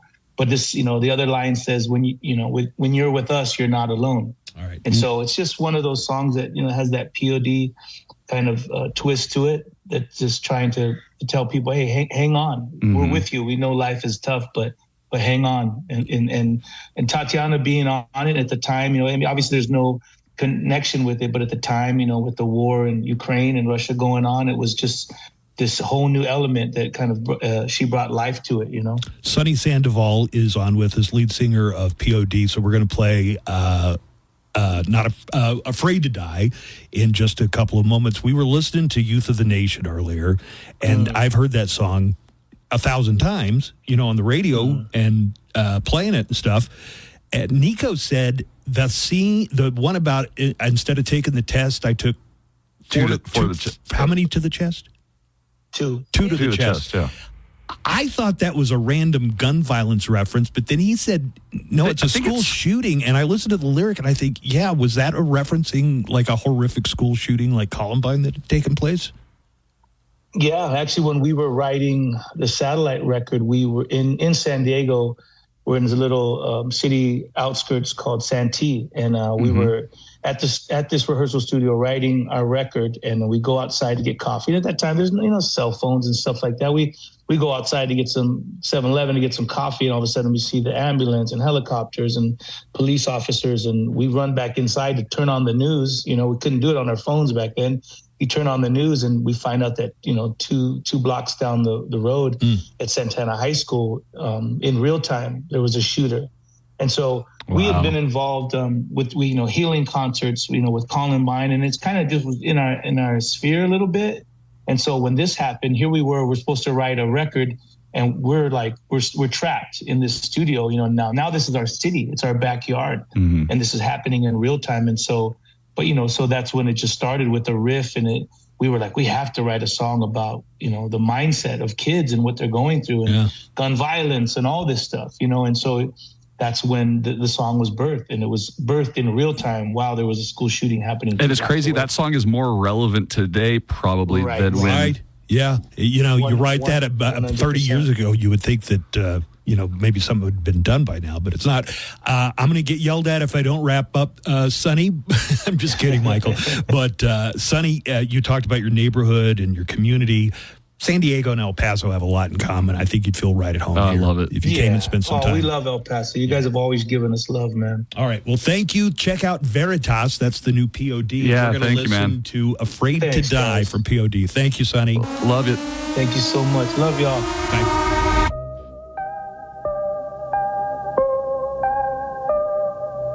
Daniel Paulus.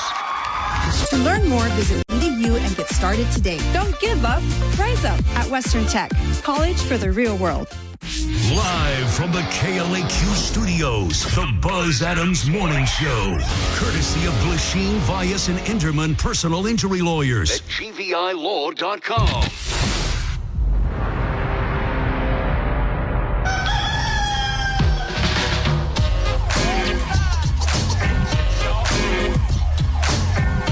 It looks like we might be running a little behind today, so I'm going to try and make up some time.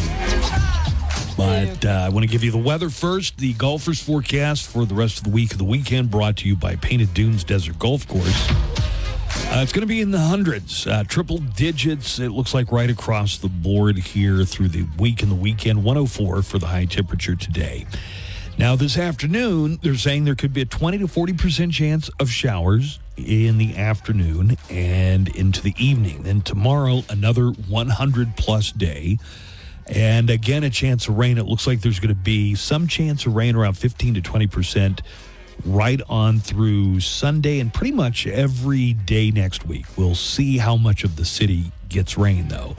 103 on Friday, another 103 on Saturday, and right around 100 for Sunday. El Paso weather is brought to you by Painted Dunes Desert Golf Course, the golfers forecast.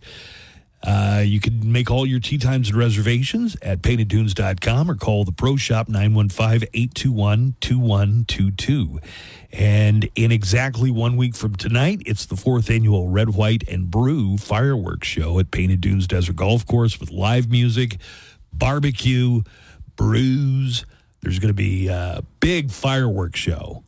And jumping balloons and water slides for the kids, vendors, and more. That is July 4th. At Painted Dunes for the 4th annual Red, White, and Brew fireworks show. You can get more information at painteddunes.com. So, level with me. Do you plan on watching the debate tomorrow? Oh, for sure. You're going to tune in? Yes. Do you have any interest in playing our points game? Like, we have different prop bets you can take. So what I'm thinking is we'll have a whole board. Okay. It's kind of like a fantasy football draft, okay? Okay. So whoever goes first gets to pick one of the items, and it corresponds to how many points you get if the candidate says or does one of the things. It happens. Okay. Do you want to hear some of the ones that I have? Yes. So some of them are like, it's a one-time 10 points. And then others are like every time they say it, you get 2 or 3 points. Right. Here are some that I have. Okay. Trump says Biden crime family. 3 points every time he says it. See? That's a good one. You could really rack up some numbers with that one. For sure. Biden says, not a joke.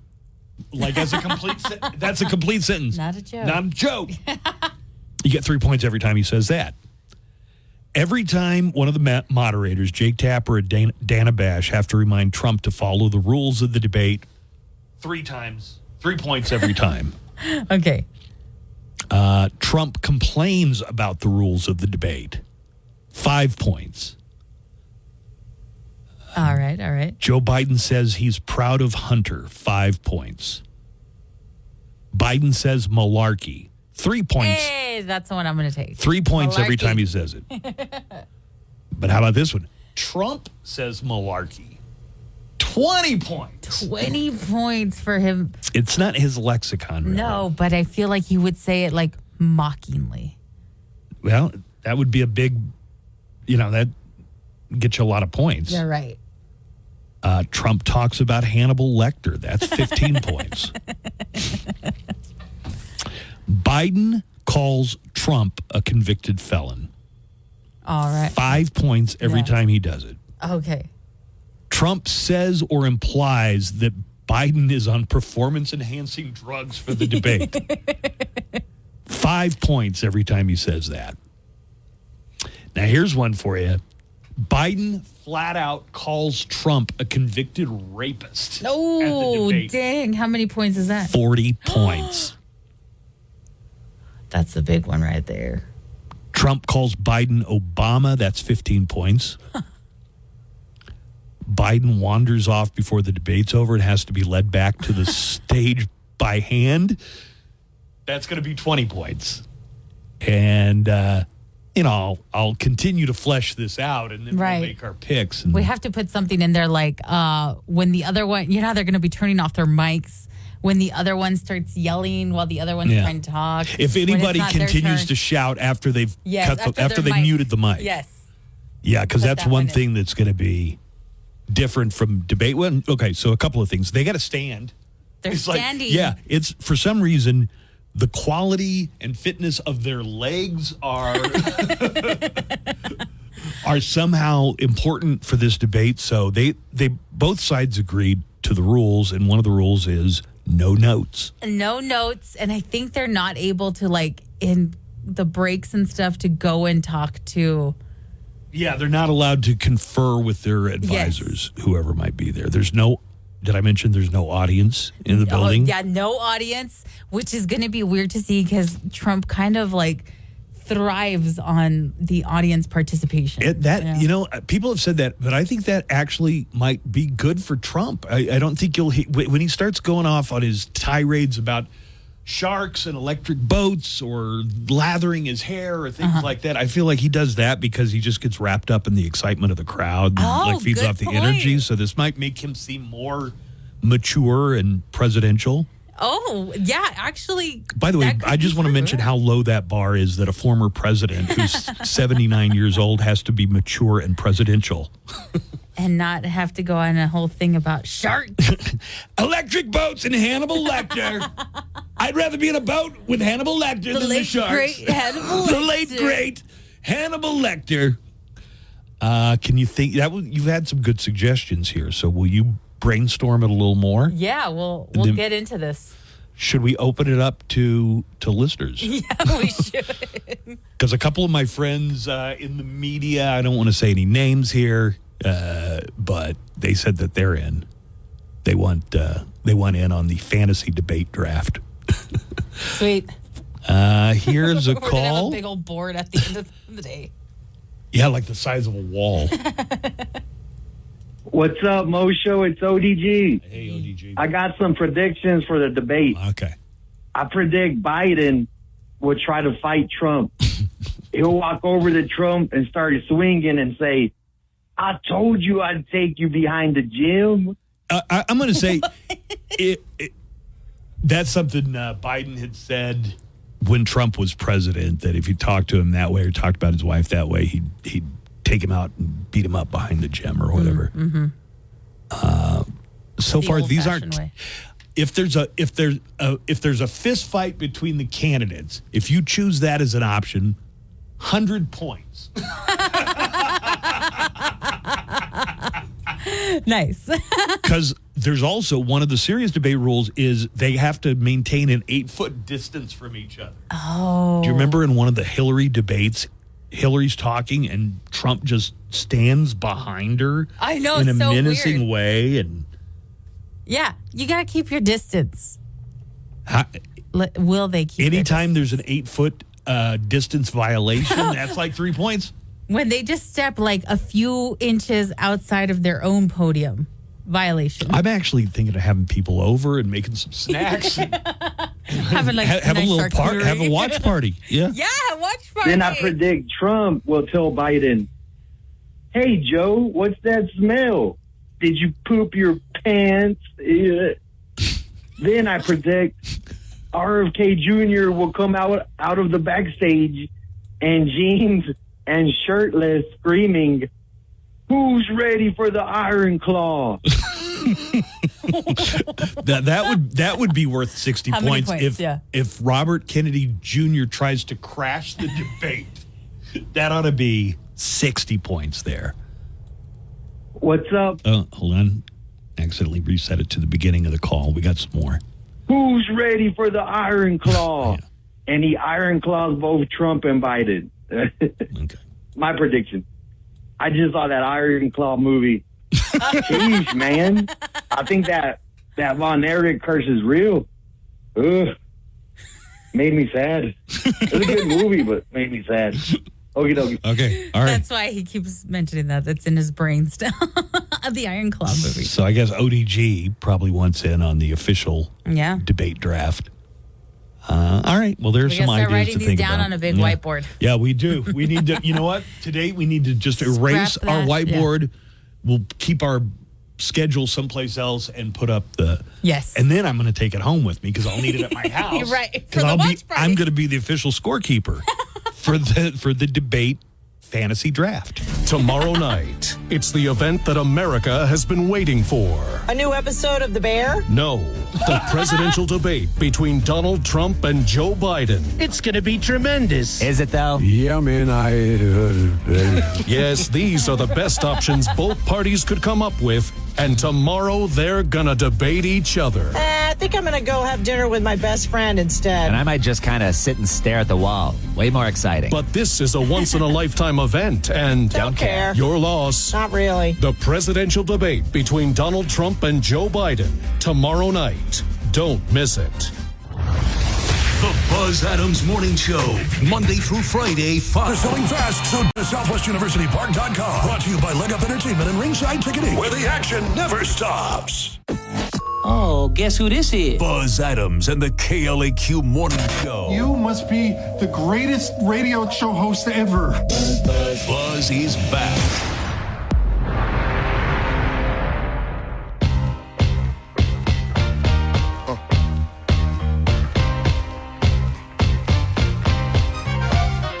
There it is. Yeah. Right. Yeah. Okay. Yeah. Check it out. Jump in. Let me give a preview of tomorrow night, Cool Canyon Nights. We do a free concert. Parking's free. Admission is free. They got a lot of great food that you can buy and drinks, and come out and enjoy live music. Really special tomorrow night, Jim Ward, kind of a local legend. Right, Jim? Hey, I guess flip your microphone. There we go. There you go. Is it that? Yeah. Yeah, a local legend. Is going to be performing on the main stage. And is this going to be, you going to have a band with you? Yeah. So we put together a band for this, and it's sort of going to cover kind of like 25 years of songs I've made. Mm-hmm. Sort of in a new... Sparta at the Sparta. drive-in? Yeah, there's one at the drive-in song I sing from like 1998. Okay. And then lots of Sleeper Car solo stuff. Sleeper Car, Yeah. right. Yeah. You've never played McKelligan I've Canyon. never played You were it, telling yeah. me off the air you have always really Yeah. wanted to play McKelligan Canyon. Yeah, it's just the iconic outdoor... Yeah, I can't wait. They don't do enough shows out there. I don't think even. so, yeah. They might. I heard they're bringing back Viva El Paso, but that was like the one regular thing they did have. Yeah. I think it's a beautiful venue. Oh, it's amazing. And for like a large club show or a small arena show, Yeah. 3,000 people. Yeah. You were saying that it doesn't really have all the necessities for, Well, it for doesn't- a rock show. And, Yeah, so like touring packages are going to have a hard time putting in lights and sound. That's the problem. Right. Well, that's the truth. And then that's a lot of money, and then it kind of changes what it is. And so, but I've played Red Rocks a couple of times. Sure. I've never played McKelligan Canyon. So Red Rocks is a lot bigger, though, right? Oh yeah. But it's amazing. But it's a whole thing. Like it's cool. It's in nature. It's beautiful. So we're excited to do it, and I got a good crew of musicians with me. We'll have fun. Any of the guys from your other bands? So Gabe Gonzalez, who does a lot of stuff with me in Sleeper Car and sometimes in Sparta, he's kind of like my music director. And Sparta, you just got back from touring out in California. Yeah, we were in Australia last month, New Zealand, and then we came home for a minute, and then we went back. We were in California for 5 days. Yeah. Then we do Midwest in July.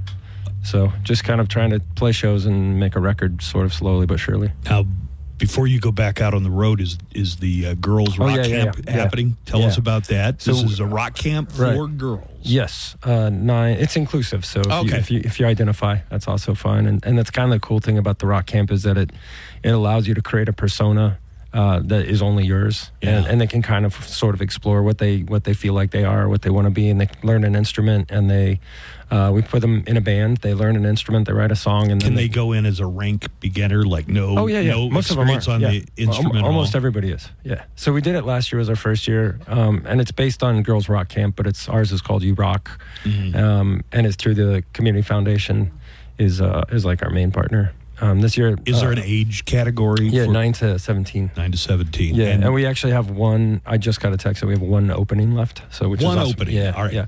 So you I can go guess- to I think it's rockelpaso.org. Let me look it. Look up what it is. Yeah, let's make sure I get it right. But yeah, we have it'll be 25 kids this year, and then they play their song before a movie at the Film Fest on the 19th of July. So it's kind of between the July 9th and 19th is our camp. Give me that contact again. You just found it? No. No, you didn't find it yet. I will though. I will. I'm just slow. How's the restaurant business going, Jim? It's it's good. Like it's like a constant challenge, but it's fun, and I think we're doing good work and just trying to keep spreading the word and stay going. So yeah, that's not it. You can just go to my Instagram and there's links. Go on to there. Jim Ward's Yeah, Instagram. yeah, it's Jim Ward Official at Instagram. So you're hitting the Midwest and for the rest of the year? Just kind of off and on. Yeah. Yeah, just trying to make a record and keep Eloise. A Sparta record? Yeah, Sparta record. Okay. And keep Eloise going. And then, I try and get off the road by UTEP basketball season is my goal. So You a season ticket holder? Yeah. Yeah. Yeah. How many of the games do you make it to? Usually? The last couple of years, I'd say I missed one. Missed one? Maybe. Wow. Yeah. I think Christine my wife has missed like one in like 7 years or something Wow. like I that. did not know you were such She's a big super fan. fans. She's a super fan. Yeah. I'm just hanging out. I mean, I'm a fan. But I they're like it. They're fun. Yeah. You know. No, I love it. You get to see a lot of people, Yeah, it's been. How about football? You ever go to football games? We go to like one or two. Yeah. Yeah. 1 or 2 per year. Yeah. Try to, for sure. You told me a story the last time we were having lunch at your place about meeting Bono. Yeah. Can you tell that story? I can. So there's. This was at the drive-in. Yeah, days? this is when I was at the drive-in. But so when I was 15, I grew up just up the street here. I lived up a few blocks from this studio. Okay. And U2 was kind of the band that I was getting very into punk rock at the time. I was 15. I was already playing in punk bands and playing in backyards. Would this have been 80s, mid-80s? Oh, this late is 90. Yeah, 92, 91, somewhere around there. And but U2 is kind of the band that everybody in my family could listen to. Like I remember listening to Joshua Tree with my dad driving to Albuquerque, and they played the Sun Bowl on the Zoo TV tour. And I went and I had floor tickets, and I kind of snuck down to the satellite stage. And where Bono kind of walks out on a catwalk type of thing. They played like a sort of a smaller, subdued set there. And I was like maybe 15 feet from them. And all of a sudden it was like everything I thought I knew about what I wanted to do with music changed. And because I just wanted to be in a punk band, play in backyards, and like be stinky and not like, just like. Don't worry about just three chords in the truth, as you two said. But then seeing that moment and being just sort of elevated by them and the crowd and the stadium, I'd never seen anything like it. So years later, our band was kind of falling apart, and we were in drive-in. Yeah, at the drive-in. Yeah. It's just like January 2001, and I was coming home to get married, and the band was falling apart, and everybody kind of went their separate ways. And I stayed in England for a couple of days because I was friends with some guys there, and I ended up going to the Brits, which is like the Grammys of UK, of England. And I was at the rehearsal for U2's like 20th anniversary, so whatever. And when they were walking off, me and my friend had quite a few drinks while we were watching it. And was your friend a famous musician? Yeah, he's Guy Berryman in Coldplay, the bass player in Coldplay. Yeah. So I was there with the Coldplay guys, and we had just become buddies. We're both kind of coming up at the same time. And then we were walking off, or they were walking off, and I sort of ran through all the U2 entourage and security and got Bono and was like, I need to talk to you, please. I know. Now this was not the Brits, but at a rehearsal for the Brits. Yeah. So this is like the day before they're doing their like sound rehearsal or whatever. And I said, I know you know who my band is because I've seen you talk about us on MTV, and I need help. Like I'm falling apart. You felt like you were in some kind of crisis. Oh, it sounds for sure. I was crying. Like, because it's your whole world is collapsing, and the pressure at that level when you're a young person and all of the stuff that goes with all that is really, really hard to ever understand what's happening, much less, like, you can't predict it. You don't know what it's going to do to you. And it was just, I was messed up, honestly. And he took me to a corner of Earl's Court, this giant arena. And Bono agreed to give you some one-on-one He just said, time. he said, come with me. And he talked to me for like probably 10 minutes and just sort of talked me off the cliff. And was like, hey, we all go through this. Like, you know, it's you know, do you want to be this band or do you want to be this band? Like, you have to figure out what you want, and the crowd will come with you. Because we were just having a lot of trouble with, like, getting big is hard. Like, you know, there's a great line in the You get a bunch of new fans, don't you? You do, and those fans And not have all only those fans expectations. have the same ethos, kind of. Exactly. As Where we your- came from, it was we came from a very distinct scene as to how we treat things and how we do things. And when you get into the mainstream, all of a sudden, it clashes really hard. But like in the new Blur documentary, there's a line that they say that success will mess you up way more than failure will. Like, it's just part of this business. Is like, the more successful you get, the harder it is. And but either way, he was an amazing, lovely human being, and he was super nice. And then years later, I got to see him again on the Joshua Tree tour, and totally remembered me and asked to see me before the show. And Christina and I got to go in and hang out with him and Edge for a minute, and then watched that show. I don't know if you saw the Joshua Tree show, but it was incredible. Like, one of the best shows I've ever seen. The giant screen. It's all Anton I didn't Corbin. see it in oh person. My God. No. Oh, it's insane. I was at that show at the Sun Bowl, though. When they played so great, back right? then. Yeah, The and Sugar I had, Cubes. Public Enemy. Yeah, Public Enemy. I remember catching Public Enemy and the Sugar Cubes, and then it was U2. Yeah. Oh man, that was great. Our URL is urockep.org, by the way. Give it to me again. urockep.org. You, like the word you, or Yeah. the letter U? No, the word you. Cut. rockep.org. I think Rattle and Hum might have been one of the very first CDs that I owned. Oh, nice. Yeah. I probably played that so much that if a CD could wear out, I would have worn it out. You know, like how What a records great- wear out. It's just one of my favorite bands in the world, and to have a moment. We're actually starting a podcast later this year called Better Heroes, and that podcast is about. I was interviewing someone. I like to interview artists as well, and I was interviewing one of my heroes, and I was saying, you know, they say don't meet your heroes, and he was like, get better heroes. It was just like so. You know, it made so much sense. Like, how can you not meet your hero if you shouldn't meet your hero? So I want to just go and sort of talk to, artists and musicians and actors and whatever, and just find out about the people that inspired them and made them want to do what they do. Is there one musician in mind that you've never talked to, but you would love to, get him for an hour or 30 minutes to talk to him? I've never interviewed Dave Grohl, but I've hung out with Dave Grohl, but I've never we've had like bar nights, but I've never had like just a hangout night, you know? I think he would be like pretty high up on my list of I find him really inspiring and fun. And now there's a guy who's famously, his band fell apart in a very public way, and then all of a sudden, it's like, wow, Dave Grohl, the drummer, turned for Nirvana, turned out to be maybe the biggest rock star of the past 20 years. He's pretty huge. He's pretty huge. You're right. So this is Jim Ward, who's in the studio with us, and he's going to be performing on the big stage tomorrow at Cool Canyon Nights. And Jim, you mentioned it. I'm just going to mention it again. There's going to be some Sparta stuff in there. There's going to be some Sleeper Car. Yeah, just like a bunch of my catalog over the years. There's going to be one at the drive-in. Yeah, at just least. one song I sing. But there's it's like my friends and us, we're just like playing music, kind of reinventing some of the songs a little bit. So I play acoustic, so it's like a little bit different. But I think it's going to be fun. Okay. It's going to be fun. But it sounds like it's one of those anything could happen type of shows, too. It could, yeah. and then no matter what happens, we're going to go to Eloise afterwards and have a drink. Okay. And all right. So we'll announce the after party. Yeah. Everybody's welcome to join you at Eloise. Sure. Or anytime. Up on Shadow Mountain.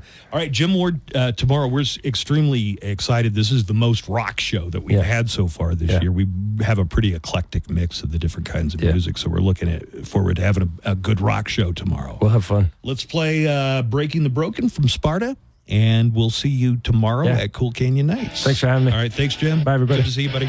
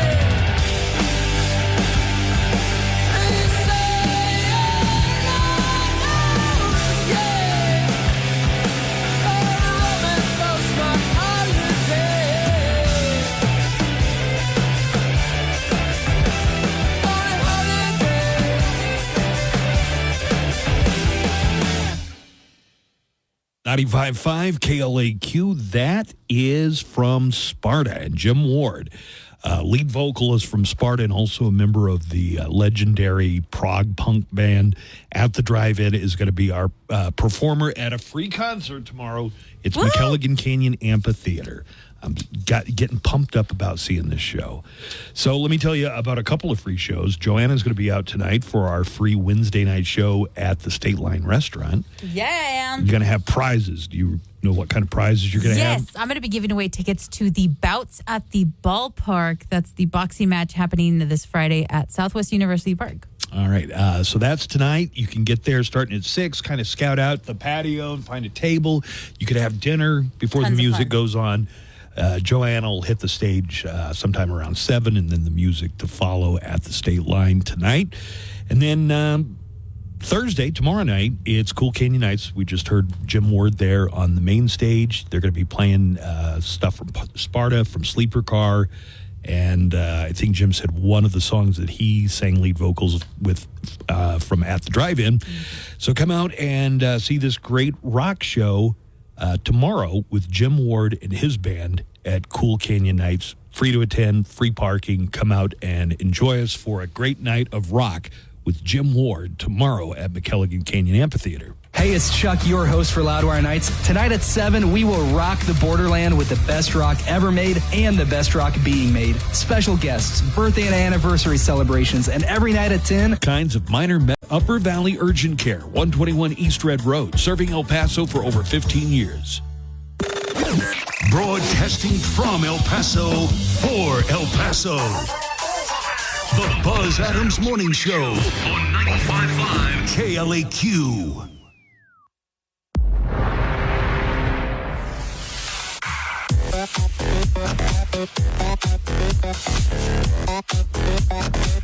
All right, Nico is absent today, but Joanna has volunteered to do some news headlines for us, so I like when you do the news. I can try. Yeah. No. I like when you do the news. Oh, thank you. And then I got some calls I thought we would take. Some people are just finding out that Hooters closed a bunch of restaurants. But we had neither to be the one, bearer of bad news.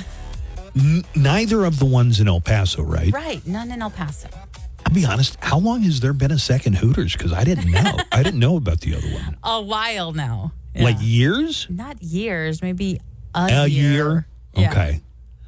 Well, they were closing some of the Hooters because they weren't as profitable as some of the other locations. So, sales were flat, and that's never good for a Hooters.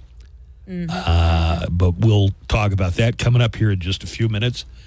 I do need to play some audio that you had sent me because I'm starting to get it. Olympic fever. Getting ready for the Olympic Summer fever? Olympics. And yes. And they've been having a lot of the trials. And I want to talk about one runner from the Netherlands. Her name is Femke Bol. And she's going to the Olympics. She broke an indoor record for the 400 meter. And once again, she's from the Netherlands. And here she is, very excited, being interviewed after breaking the record for the 400 meter. This is Dutch runner. Is that Dutch is Netherlands, right? Yes. It's so confusing. Why don't you just call yourselves Netherlanders like normal people? Yeah. No, they are the Dutch. Okay. Here's Femke Bol. When you're putting your mind to it, you know exactly what to do indoors. Well, this is the interviewer. Hold on. This is the interviewer. How was that for you? Oh, it was amazing. I mean, it was such a strong race. We were all running so fast, multiple running in the 50s, so I knew I had to go out fast. I had Lieke in front of me, so I wanted to be in front, and I could hear how fast she was behind me, so I was like, okay, this is good, now we keep going, and this crowd is so amazing. Mm-hmm. What? So what did people notice about Dutch runner Femke Bol? First of all, world record holder right there. Right, you got to applaud Female the record holder athleticism. right there. Girl Amazing. power, girl power. But also, is that Mickey Mouse? I wonder if that's her voice all the time. She does sound a little out of breath. You know, she just did Sure. a bunch of running. So I maybe, get out of breath all the time. have you ever been like out of breath, but you don't want the other person to know? To know, and you're trying. You're kind of like holding it in, and your voice gets all weird. Yeah, usually when I'm running from the bathroom to get back on the radio, and then that's the only time I pretend that I'm not out of breath when I actually am, because I just sprinted 20 feet. True. Been there. But everyone's focusing like, meanwhile, in the Netherlands, this is what's happening with females. And in the United States, Hawk Tuah girl. Right.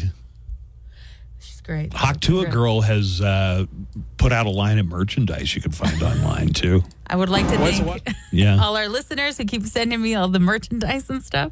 They're sending me like the memes and like the links to where to buy the hats, the shirts. Amazing. Thank you. What's one move in bed that makes a man go crazy every time? Oh, you gotta give him that Hawk Tuah and spit on that thing. The accent. And when you watch the video, like the way she like demonstrates how you do the Hawk Exactly. Tuah. Amazing. All right, well, let's go ahead and get into some news headlines. Joanna's going to do a little bit of news for us here. Here's the news, and all of it is good. And the weather's good. It's nice to see you all again. Good morning, Mary Sunshine. And how are we today? Very good, thank you. Here's Joanna Barber with today's top stories. Good morning, Joanna. Good morning. The trial of Evan Gershkovich, the first American journalist to be arrested on espionage charges in Russia since the Cold War, began today in a closed hearing that has been condemned by the U.S. Gershkovich, who is 32, was arrested while reporting for the Wall Street Journal, which he joined just weeks before Russia launched its full-scale invasion of Ukraine.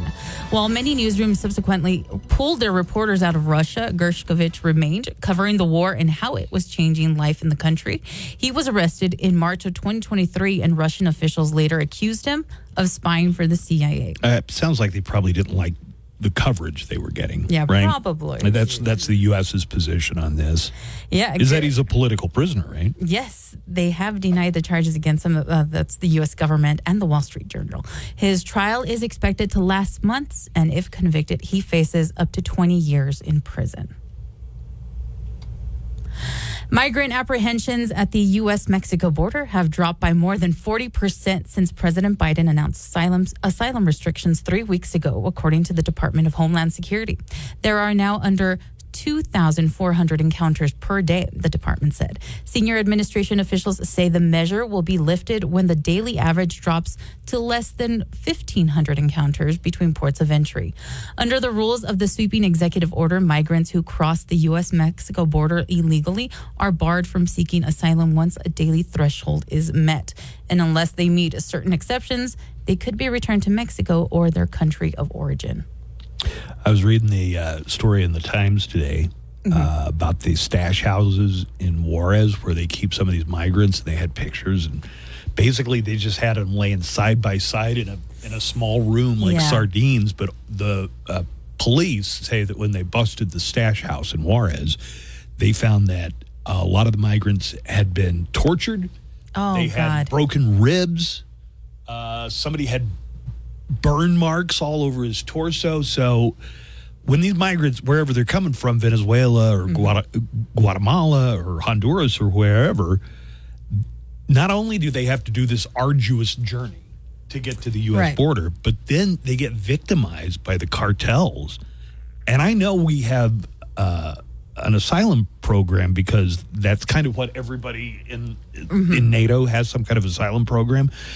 But at some point, you got to stop and think, wait a minute, our asylum program is hurting more people than it's helping. Right. And I don't know what the solution is, but you think of these people, it's not only have you gone through this journey to try and make it to the United States, then you get tortured by you have the by threat the cartels. Of the cartels, the threat of like Mother Nature itself. Yeah. And the asylum laws went into place following World War II because there were a lot of Jews trying to get out of Europe when Hitler took power and started invading countries, and they got turned away, some of them from the U.S., and had to go back to where they came from. So most of the Allied countries after World War II came up with some kind of asylum program. But this is just a disaster. But that was then, and I think it needs to be revised for now. Hasn't been, the immigration system has not been changed anyway since I think 1996 was the last time there was any kind of adjustment for the immigration. That's a full Gen Z right there. Yeah, that's a full Gen Zer. Consumers looking to cool off this summer are advised to avoid popular ice cream products from brands including Friendly's, Hershey's, and Chipwich due to possible listeria contamination. How about Choco Taco? Is it on the list? Choco Taco has not existed for a while now, my dude. Yeah, where were you? Who had the bright idea to get rid of Choco Tacos? Oh, the idiots who make Choco Tacos. They were like, we're not going to do this anymore. Totally Cool Incorporated recalled ice cream products from over a dozen brands distributed through retail stores and home delivery nationwide, according to a recall notice posted on the U.S. Food and Drug Administration's website. The Maryland-based company halted ice cream production and distribution and recalled the products after FDA sampling revealed potential traces of listeria, but there are no reports of illnesses so far. I always get listeria and wisteria confused. What's wisteria? One of them is a flower, I think. Wisteria. You remember on Desperate Housewives, they lived on Wisteria Lane? I never watched that. Oh, it is a flower. Yeah. Oh, it's lovely. Right. Listeria, I'm guessing not so lovely. No. After a cyber attack at CDK Global led to the shutdown of computer systems at auto dealers nationwide, the company said that it has begun work to restore systems. CDK, which provides software to car dealerships, shut down operations Wednesday after back-to-back cyber attacks. Bloomberg reported a group claiming to be the hackers is asking for tens of millions of dollars in ransom. While work is underway to get services back and running, CDK estimates the process will take several days. Auto dealers, including AutoNation and Pure Lithium Motors, said they have experienced disruptions that are likely to negatively impact businesses. Some dealerships have reverted to paper methods to conduct business. Ford is recalling more than 550,000 F-150 pickup trucks because of an issue that can cause the transmission to suddenly shift down to first gear. I don't know what that means, but usually the first gear is used to drive a vehicle at very low speed, so suddenly shifting to first gear at high speed could cause the truck to slow rapidly or even cause the driver to lose control. The trucks involved are from the 2014 model year.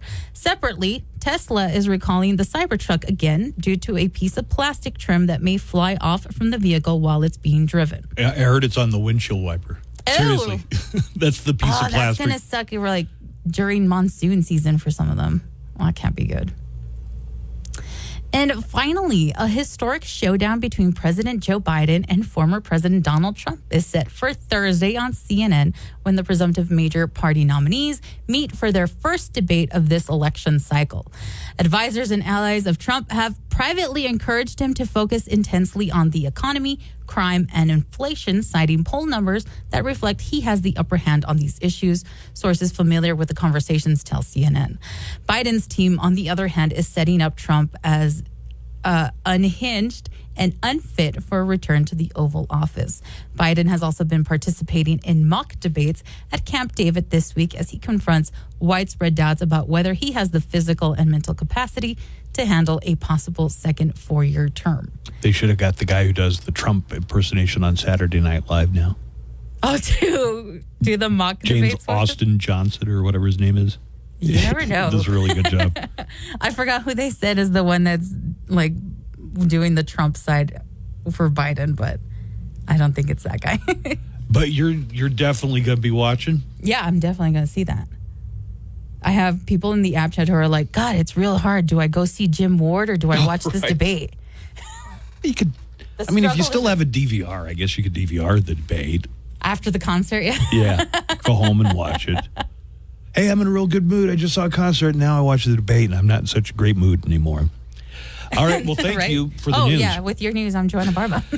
Well, summer is here, and a lot of kids are looking for part-time jobs. I just want to point out the city's got a lot of splash parks and water parks around the city, and they seem to always be hiring. So if you're a teenager, maybe still in high school, and you're looking for a job, maybe you want to be a lifeguard, huh? It's summer. You need a job, you slacker. What? Are you willing to save a life for $6.50 an hour? Then you could be a lifeguard. Okay. What? Don't I have to know CPU? Guitar. Not really. It's more like selling concessions, cleaning Band-Aids out of the skimmer. Ew. Wear a Speedo. Ooh, Speedo. And you get to yell stuff like, Quit peeing. You can be a lifeguard. I think I have what it takes to be a guardian of life. Anyone can do it, really. I mean, really. Really, what are you doing? You're just sitting there in the sun, looking at chicks, pretending you're not. If that sounds good, be a lifeguard. Must own your own whistle. Swimming not required. You might want to get some really cheap sunscreen. Girls like lifeguards. Sort of. Well, the really good-looking ones. Shave your legs. You look like a Sasquatch. It looks tiny in Speedo. Hashtag mouth-to-mouth with chest compressions. We'll give you a floaty. But we're going to want it back. Music news, concert updates, song and album factoids, and of course, nothing but El Paso's best rock. Thousands of wines. Only at Total Wine & More. Drink responsibly. Be 21. The Buzz Adams Morning Show, Monday through Friday, 5 to 10. KLAQ and KLAQ HD1, El Paso, a Town Square media station.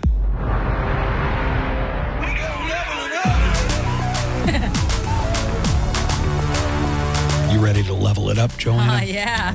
Me too.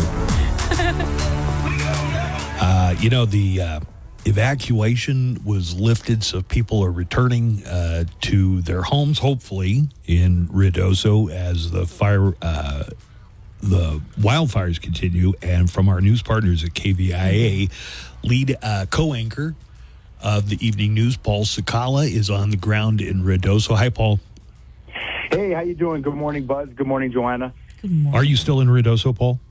No, I was there on Thursday and Friday, and then again reporting on Monday and Tuesday. I ended up driving back late, got back late last night, so I am here in El Paso, still sleep deprived, but it's well worth it to make sure we're getting the stories out there to all the El Pasoans and people from Las Cruces as well. All right, let's just kind of hit some of the main things to know. People are returning to town. How many people are without homes because of the damage from the fires? You'd be surprised. I mean, there's still hundreds of people without homes, and you'd be surprised that even though a lot of people are allowed back, it still seems almost like a ghost town. There are a few people on Thursday and Friday. There was nobody, obviously, practically nobody except for first responders and others. But a lot of people aren't returning because still a lot of the businesses aren't open. Some are, but most aren't. So, and there's so many people out there that have second homes. And they realize at this point the authorities are telling them, please do not come back if you have a second home, only if that's your primary place of living. So, we were talking to people that were returning who live there full time, and many of them are former El Pasoans. So obviously everybody knows that it's El Paso and Las Cruces' playground for many weekends, and there's many people here that have second homes. But for the most part, the only ones that were in town, at least as of yesterday, were people that are full-time residents there. Okay, so if you have a place, a cabin or whatever up in Ruidoso, they're asking you to help with the efforts by not going up there. Does that apply for this weekend as well, Paul? You know what? I didn't see the last press conference because so I'm assuming right now it still does apply, but I haven't seen the last press conference because I was out there working on individual stories yesterday on businesses that have been affected by not having business for the last week, how worried they are now that tourism probably will suffer to a degree because it's not the same as it used to be, because there's a lot of areas that have been burned that people enjoyed seeing. However, we are very, very lucky that those fires did not sweep through the entire town. Otherwise, we wouldn't see a town of Ruidoso. And as a young reporter in my earlier years, when I was in Tucson, Arizona, I've seen it happen with the mountains on the outskirts of Tucson, in an area, a town called Summerhaven, which is a 45-minute drive up the mountain from Tucson. And back in 2002, in the Aspen fire, it swept right through. And unfortunately, that town has never been the same. And I was really scared this would happen to Ruidoso. But luckily, it only hit certain pockets, and the main strip is still good. And there are a lot of businesses that will eventually open once people are able to get back into town and they can get back to normal. I've heard stories about some of the businesses are kind of like a staging area to distribute food and water for the emergency personnel that are working on the situation. Definitely so. And, I want to really give props to a place called Downshift Brewing Company. We're good friends with Jamie, the owner, and his co-owners, and the folks at Downshift. They're from El Paso. And go ahead and say what you were going to say, because I hear they've really been doing work for these guys. No, I was going to say exactly what you were saying. I mean, they're awesome. They've been open for a week, but mainly just providing food and support for first responders and others in the community that need their help. And as you mentioned, Jamie went to Eastwood High School, a proud El Pasoan, and it was pretty cool that I walk in there looking for stories, and boom, who do I see? I see Nico on a picture there, because he's going to be performing there, and apparently that'll probably be canceled for now, or at least postponed. I think the show was supposed to be last Thursday, which was like kind of the critical time when people were evacuating. So yeah, it was canceled. Well, I'm glad for Nico. He still gets that promotion by having that picture up on the wall. But so good for Nico. But there's another place called Anaheim Jack's, which is on the main strip, and a lot of people who frequent Ruidoso would probably know what it is. But we did a story with them as well, and they have remained open, and they're providing everything free for first responders. Food, it was pretty basic. It's obviously they can't offer what they normally have in their extensive menu, but even bits of chicken and hamburgers or what have you, but just nothing big. But they were providing food and drinks and meals and water for first responders and others, which means a lot for the people in that area that are busting their butt to keep people safe and to battle those blazes. But going back to the we unfortunately, as journalists, we have not been able to really see any of the charred remains yet, because they are treating them as crime scenes. And they were looking inside every single home systematically that was burned down with their cadaver dogs to make sure that there's no more loss of human life. So because they're treating them as pretty much crime scenes, we're not allowed in that region, and residents aren't allowed in that region as well.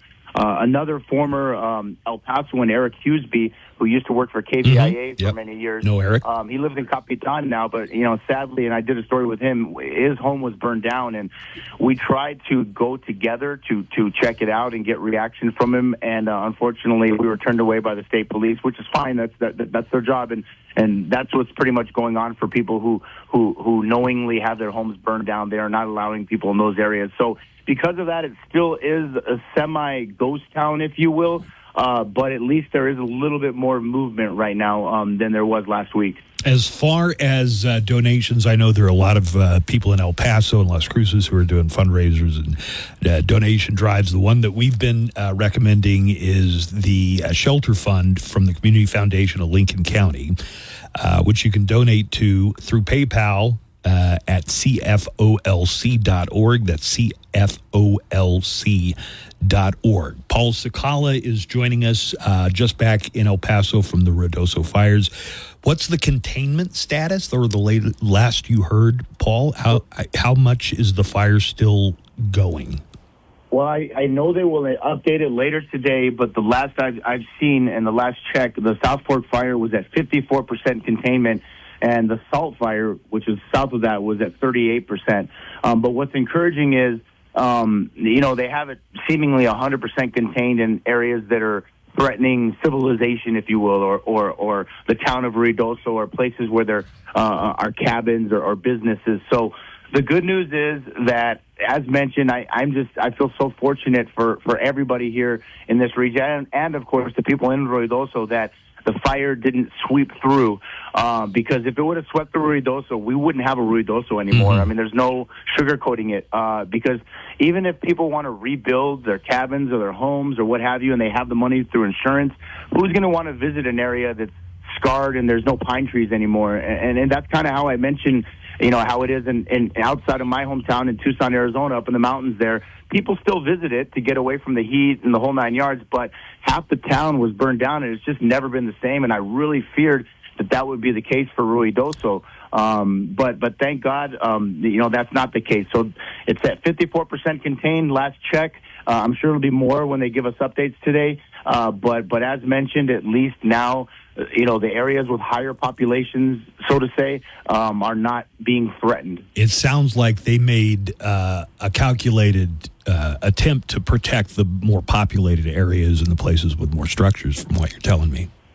No, big time. And, unfortunately, they could only do so much when it first hit, especially with the popular Swiss Chalet. And a lot of people have seen the video of the Alto Pino ski shop being burned down, and it was a bar. And unfortunately, one of the two deaths occurred in that region. I'm learning now that one of the people that died, unfortunately, they were at the Swiss Chalet and they were trying to get out, and apparently they didn't, unfortunately. But whatever the case is, and it affects a lot of El Pasoans, not just sounding selfish by saying, "Oh gosh, that's my Ruidoso. I like to go there on the weekends and this and that." For people that want to live there or want to visit at least, it affects El Pasoans that have second homes there or have invested their entire life savings in a second home. One example is, and I did a story with Bruce Reichman. Coach Reichman is the all-time leader in wins in Texas history for soccer. He was the former Del Valle High School soccer coach, led them to multiple state championships, and he pretty much, he told me that he pretty much put all his savings into his cabin in that region, and that's the money that's going to go to the inheritance to his kids and the whole 9 yards. And his house is a 3-minute drive from the Swiss Chalet, which was burned to a crisp. And at one point, when he was looking at the fires and the map and how it was infringing upon that particular neighborhood, he was almost 100% that it was a goner, and he'd already come to the realization he was going to lose it. And luckily, the wind started shifting west instead of east, and that entire neighborhood was saved. Thank God for him and many others. Well, thank you. We're going to let you get back and get some rest, but our thoughts are definitely going out to everybody in Ruidoso and those areas. And by the way, your co-anchor, Stephanie Vai, is going to be on the show tomorrow with a brand new Borderland Crimes podcast. So everybody I'm looking forward to it. I'm going to lose more sleep and wake up early to listen to you guys because I got to do that. But I want to let everybody know we have a lot of stories that we've posted on kvia.com. So if you missed any of them, and a lot of the things that I'm talking about, you can see these in-depth stories on kvia.com on ground level reporting at Ruidoso. And I also really want to mention too, the Mescalero Apache tribe has been drastically affected, and we have to remember that that land historically is Mescalero Apache, and it means the world to them, even the area that's not the reservation. So they have been affected drastically. So I think besides us supporting everybody within the town of Ruidoso, in and around, we also have to remember that we need to continue to support the Mescalero Apache reservation and the tribe as well, because truthfully, they are our hosts, so to say, when we visit that region, and they have been drastically affected as well. Well, thank you, Paul. I appreciate all the information, some quality reporting there. Oh, thank you, my friend. Have a good day. All right, we'll talk to you soon, I hope. Bye, Paul. All right, take care. Bye. There's Paul Cicala from ABC7. Yeah, don't know the status. If you've got a home or a property up in Ruidoso, we can't say for sure if they're going to be allowing you back in by the weekend, but we did read that the FBI, and somebody wrote an article about it, the FBI is offering a $10,000 reward, and they are investigating these forest fires up near Ruidoso as arson. Oh, my God. Got a few calls here that have come in, so let me just see what kind of order I want to go in.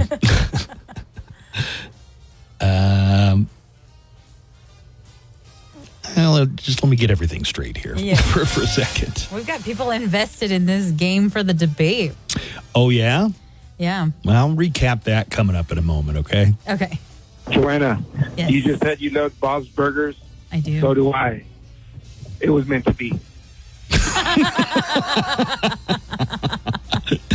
Hey, you love Bob's Burgers? Yeah. I love Bob's Burgers. That's a good way to bond, yeah. Okay. Morning, Buzz. I didn't get to catch the show yesterday, so I don't know if y'all talked about this. But, hey, just like overnight they closed a bunch of Alamo Draft houses, it seems like overnight they closed a bunch of Hooters locations, including here in San Angelo. I don't know if I touched on that story. Maybe Hooters is going down as well. I know it's a bygone franchise and everything, but just giving y'all a shout out. Have a good day, guys. Love y'all. Bye-bye. Yeah, we did cover it, and the one in San Angelo, Oh, look at that. I wonder if they lost their Hooters, so they must not have been... I wonder if that was just like the one Hooters they had. Well, your Hooters may be gone, but you'll always have the memories. We got a few calls about this topic, so let's listen into. Neither one of the El Paso locations were closed, though. Correct. Correct. Yeah. Hey, Buzz. Y'all are talking about Hooters and Ojos Locos. Mm-hmm. You know, you just mentioned that Hooters hasn't changed their uniform since the 80s. You know, Ojos Locos, the girls are literally wearing next to nothing lingerie. You know, it gets kind of crazy sometimes, so I can see why Ojos Locos is always packed. Anyways, have a great day, guys. Bye. Well, we were talking yesterday a little bit about Hooters was pretty much the only one in the game when it came to what's termed a breastaurant. Restaurants, yeah. But you've got Twin Peaks, you've got Tilted Kilt, you've got Ojos Locos, which I guess is now in multiple states. Did it begin in El Paso? I have no idea. Have you ever been in? I have, yeah.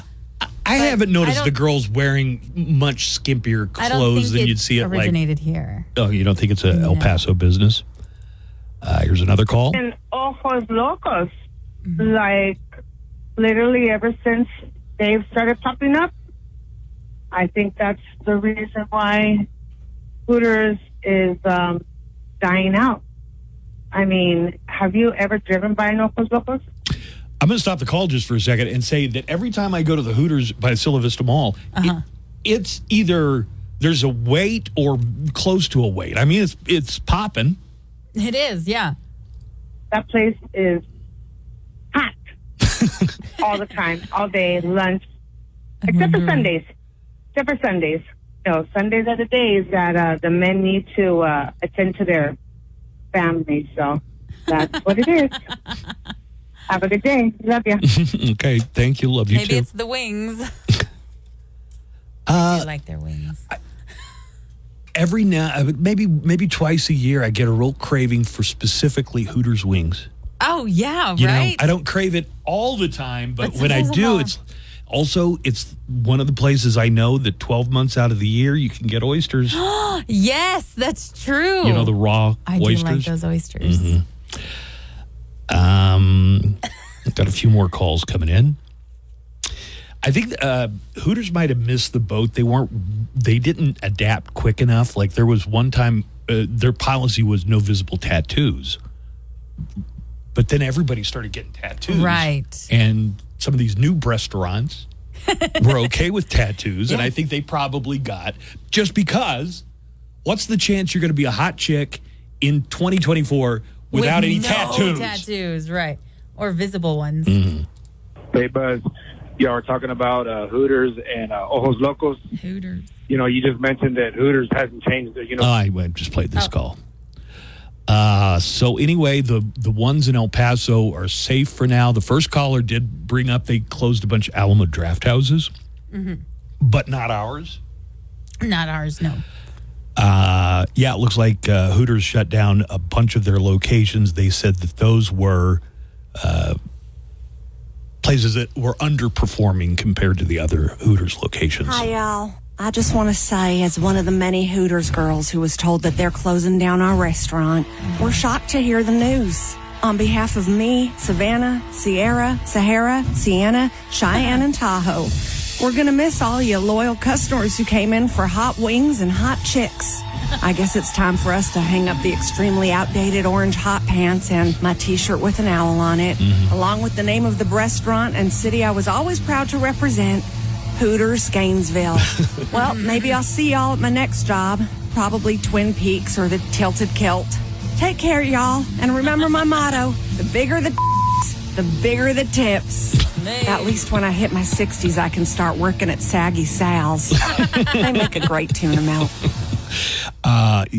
Yeah, and then there's always like local businesses that are just like, we're going to be like Hooters, There was one called Heine's. Oh, I loved Heine's. They had very short shorts. I never went. What was it like? It was kind of like a Hooters. Like a Hooters. Yeah. Okay. Good wings. Guys, are you looking for a restaurant with great-looking waitresses wearing tight T-shirts and skimpy shorts that serves nothing but beans?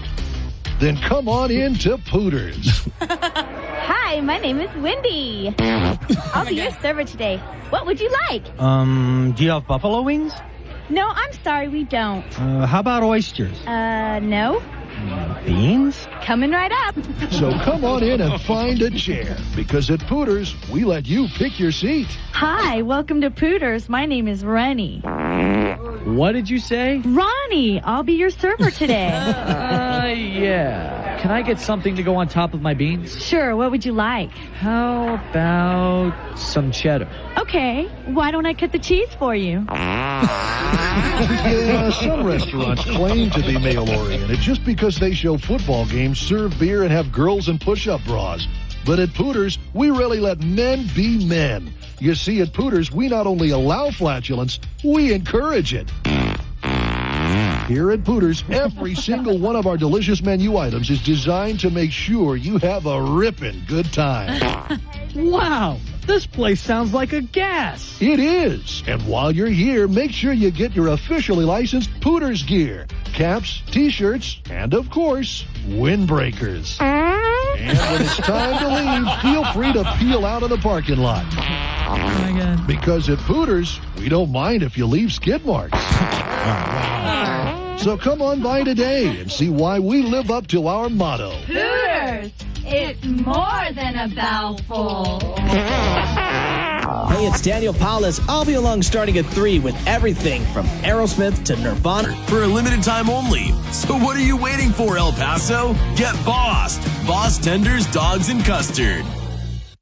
Live from the KLAQ studios, the Buzz Adams Morning Show.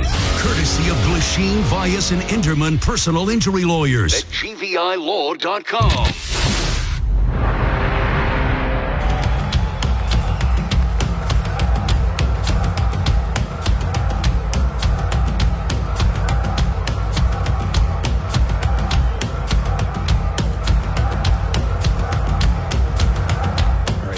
Johanna, I do have a giveaway today, something I just found out about, so you got to remind me when it's time to wrap up the show to give these tickets away. I will.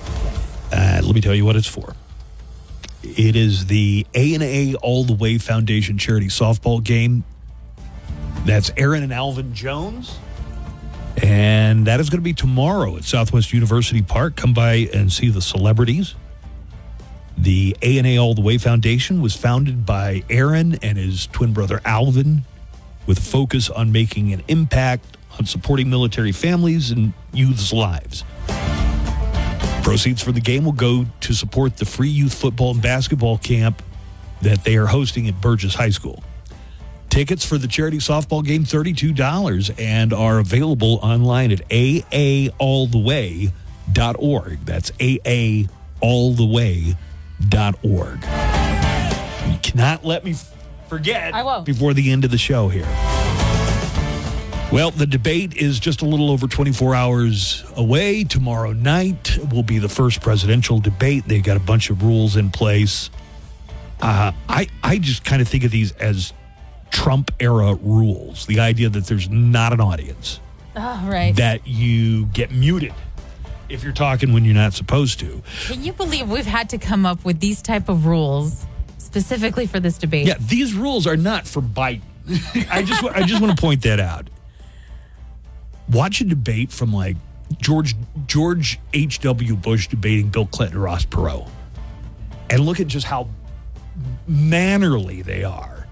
It really makes like statesmen. Like, I'm sure at the time everybody was like, "This is insane," but now looking back, you're like, "Yeah, that was pretty." I remember pretty laid back. From the 88 election, drama. There was a vice presidential debate, and Lloyd Benson, who was at the time a senator from Texas, was debating Dan Quayle. And Dan Quayle said something about JFK, and that, he was comparing his experience, and Lloyd Benson says, Senator Quayle, I knew Jack Kennedy. I was friends with Jack Kennedy. you, sir, are no Jack Kennedy. And everybody was like clutching their pearls that somebody had insulted someone at a debate. I have come up with, it's not really a bingo card, but it's more like a fantasy draft that you said a lot of people have taken interest in leading up to the debate. Yes. Let me give you some of mine. So what I'm picturing here is a big poster board or a whiteboard or something, and you got all these picks. And once you pick it, you pick 5 of them. That's your team. That's your fantasy team. Okay. And they come with different point totals. So all right. Something like Trump says Biden crime family. He says you get 3 points every time he says Biden crime family. I'm sure he's going to totally say that. At least once, but he could really roll up anytime Biden says not a joke as a full sentence, you get 3 points every time Biden says not a joke. Not a joke. He could say not a joke, folks. Mm-hmm. Every time Jake Tapper or Dana Bash have to remind Trump to follow the rules of the debate, 3 points. Every time they have to call him down. Every time Trump complains about the rules of the debate, that's 5 points if you choose that one. That is a good one. Every time Trump brings up Hunter Biden is 5 points. Every time Joe Biden says he's proud of Hunter, 5 points. That's a good one. He's always saying that. I'm proud of him. I'm proud of my son. Or I love my son so much. Biden says malarkey, 5 points. He's going to add some old-timey word. You're a lion, dog, face, pony soldier. Tomfoolery. Malarkey from Biden's worth 5 points. If Trump says malarkey, 20 points. So there are some that come with some big point totals. That's a good one because you know that when he says it, he's going to be saying it like mockingly to Biden. What is malarkey? He says malarkey. I can't do it. Hannibal Lecter never said malarkey. How about 40 points if Trump mentions the late great Hannibal Lecter? You're really making me like, now I want to have a watch party. We're all going to watch this debate. Yeah, have friends over, put these all on a board. God, I should put this up online so you can print out your own copy, right? Yes, you should.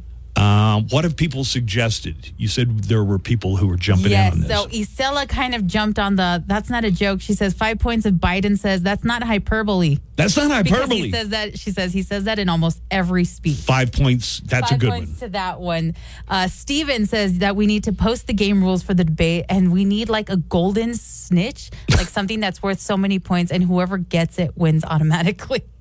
What would be a high stakes? How about if RFK Jr. has to be physically restrained when he tries to crash the debate that he's not invited to? They're like, no. That might be a 50-pointer. That might be a golden snitch. A good one. That's fist the fight snitch on right stage. I tell you, 50 points if Joe Biden wanders off the stage before the debate's over and somebody has to lead him back by hand. What if they're like, we're going to go to a commercial break, and then Biden thinks at that moment they are, and he starts walking off? That might be a good 50-pointer. Not yet, Mr. President. I've got a few more. Do you have any more? No.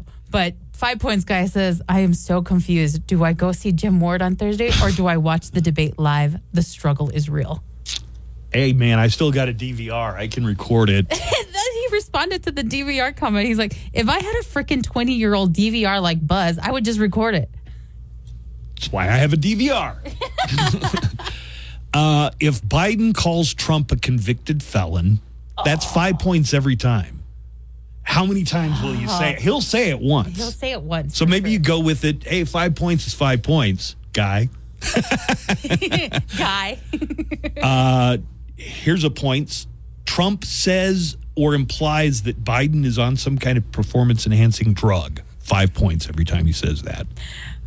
When he starts accusing him like he's on crack.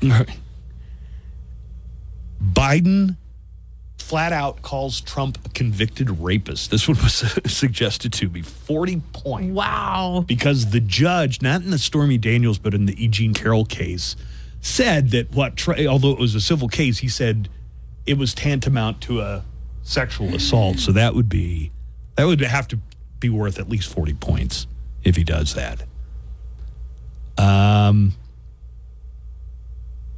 Anything else from the suggestion? That's it from the suggestion. All right, I'm going to come up. People are invested. They want to make it a drinking game. They want to now stay and watch the debate with pizza and beer. It's uniting us as a nation, really, I think. Our disdain for the debate, but our inability to look away from it, much like a car wreck on the highway. Yeah, I'll see if I can get so you might have 10 guests. They each get to pick 5 apiece. That's 50. And you go through and you do your draft before. You got to start it before the debate starts. Yes, for sure. Okay. All right, here we go. Tomorrow's the day. Tomorrow night, it's the event that America has been waiting for. A new episode of The Bear? No, the presidential debate between Donald Trump and Joe Biden. It's going to be tremendous. Is it, though? Yeah, man, Yes, these are the best options both parties could come up with, and tomorrow they're gonna debate each other. I think I'm gonna go have dinner with my best friend instead. And I might just kind of sit and stare at the wall. Way more exciting. But this is a once-in-a-lifetime event, and Don't care. Your loss. Not really. The presidential debate between Donald Trump and Joe Biden tomorrow night. Don't miss it. You know what I think? I think you talk too much. Blah, blah, blah, blah. Hey, man, we're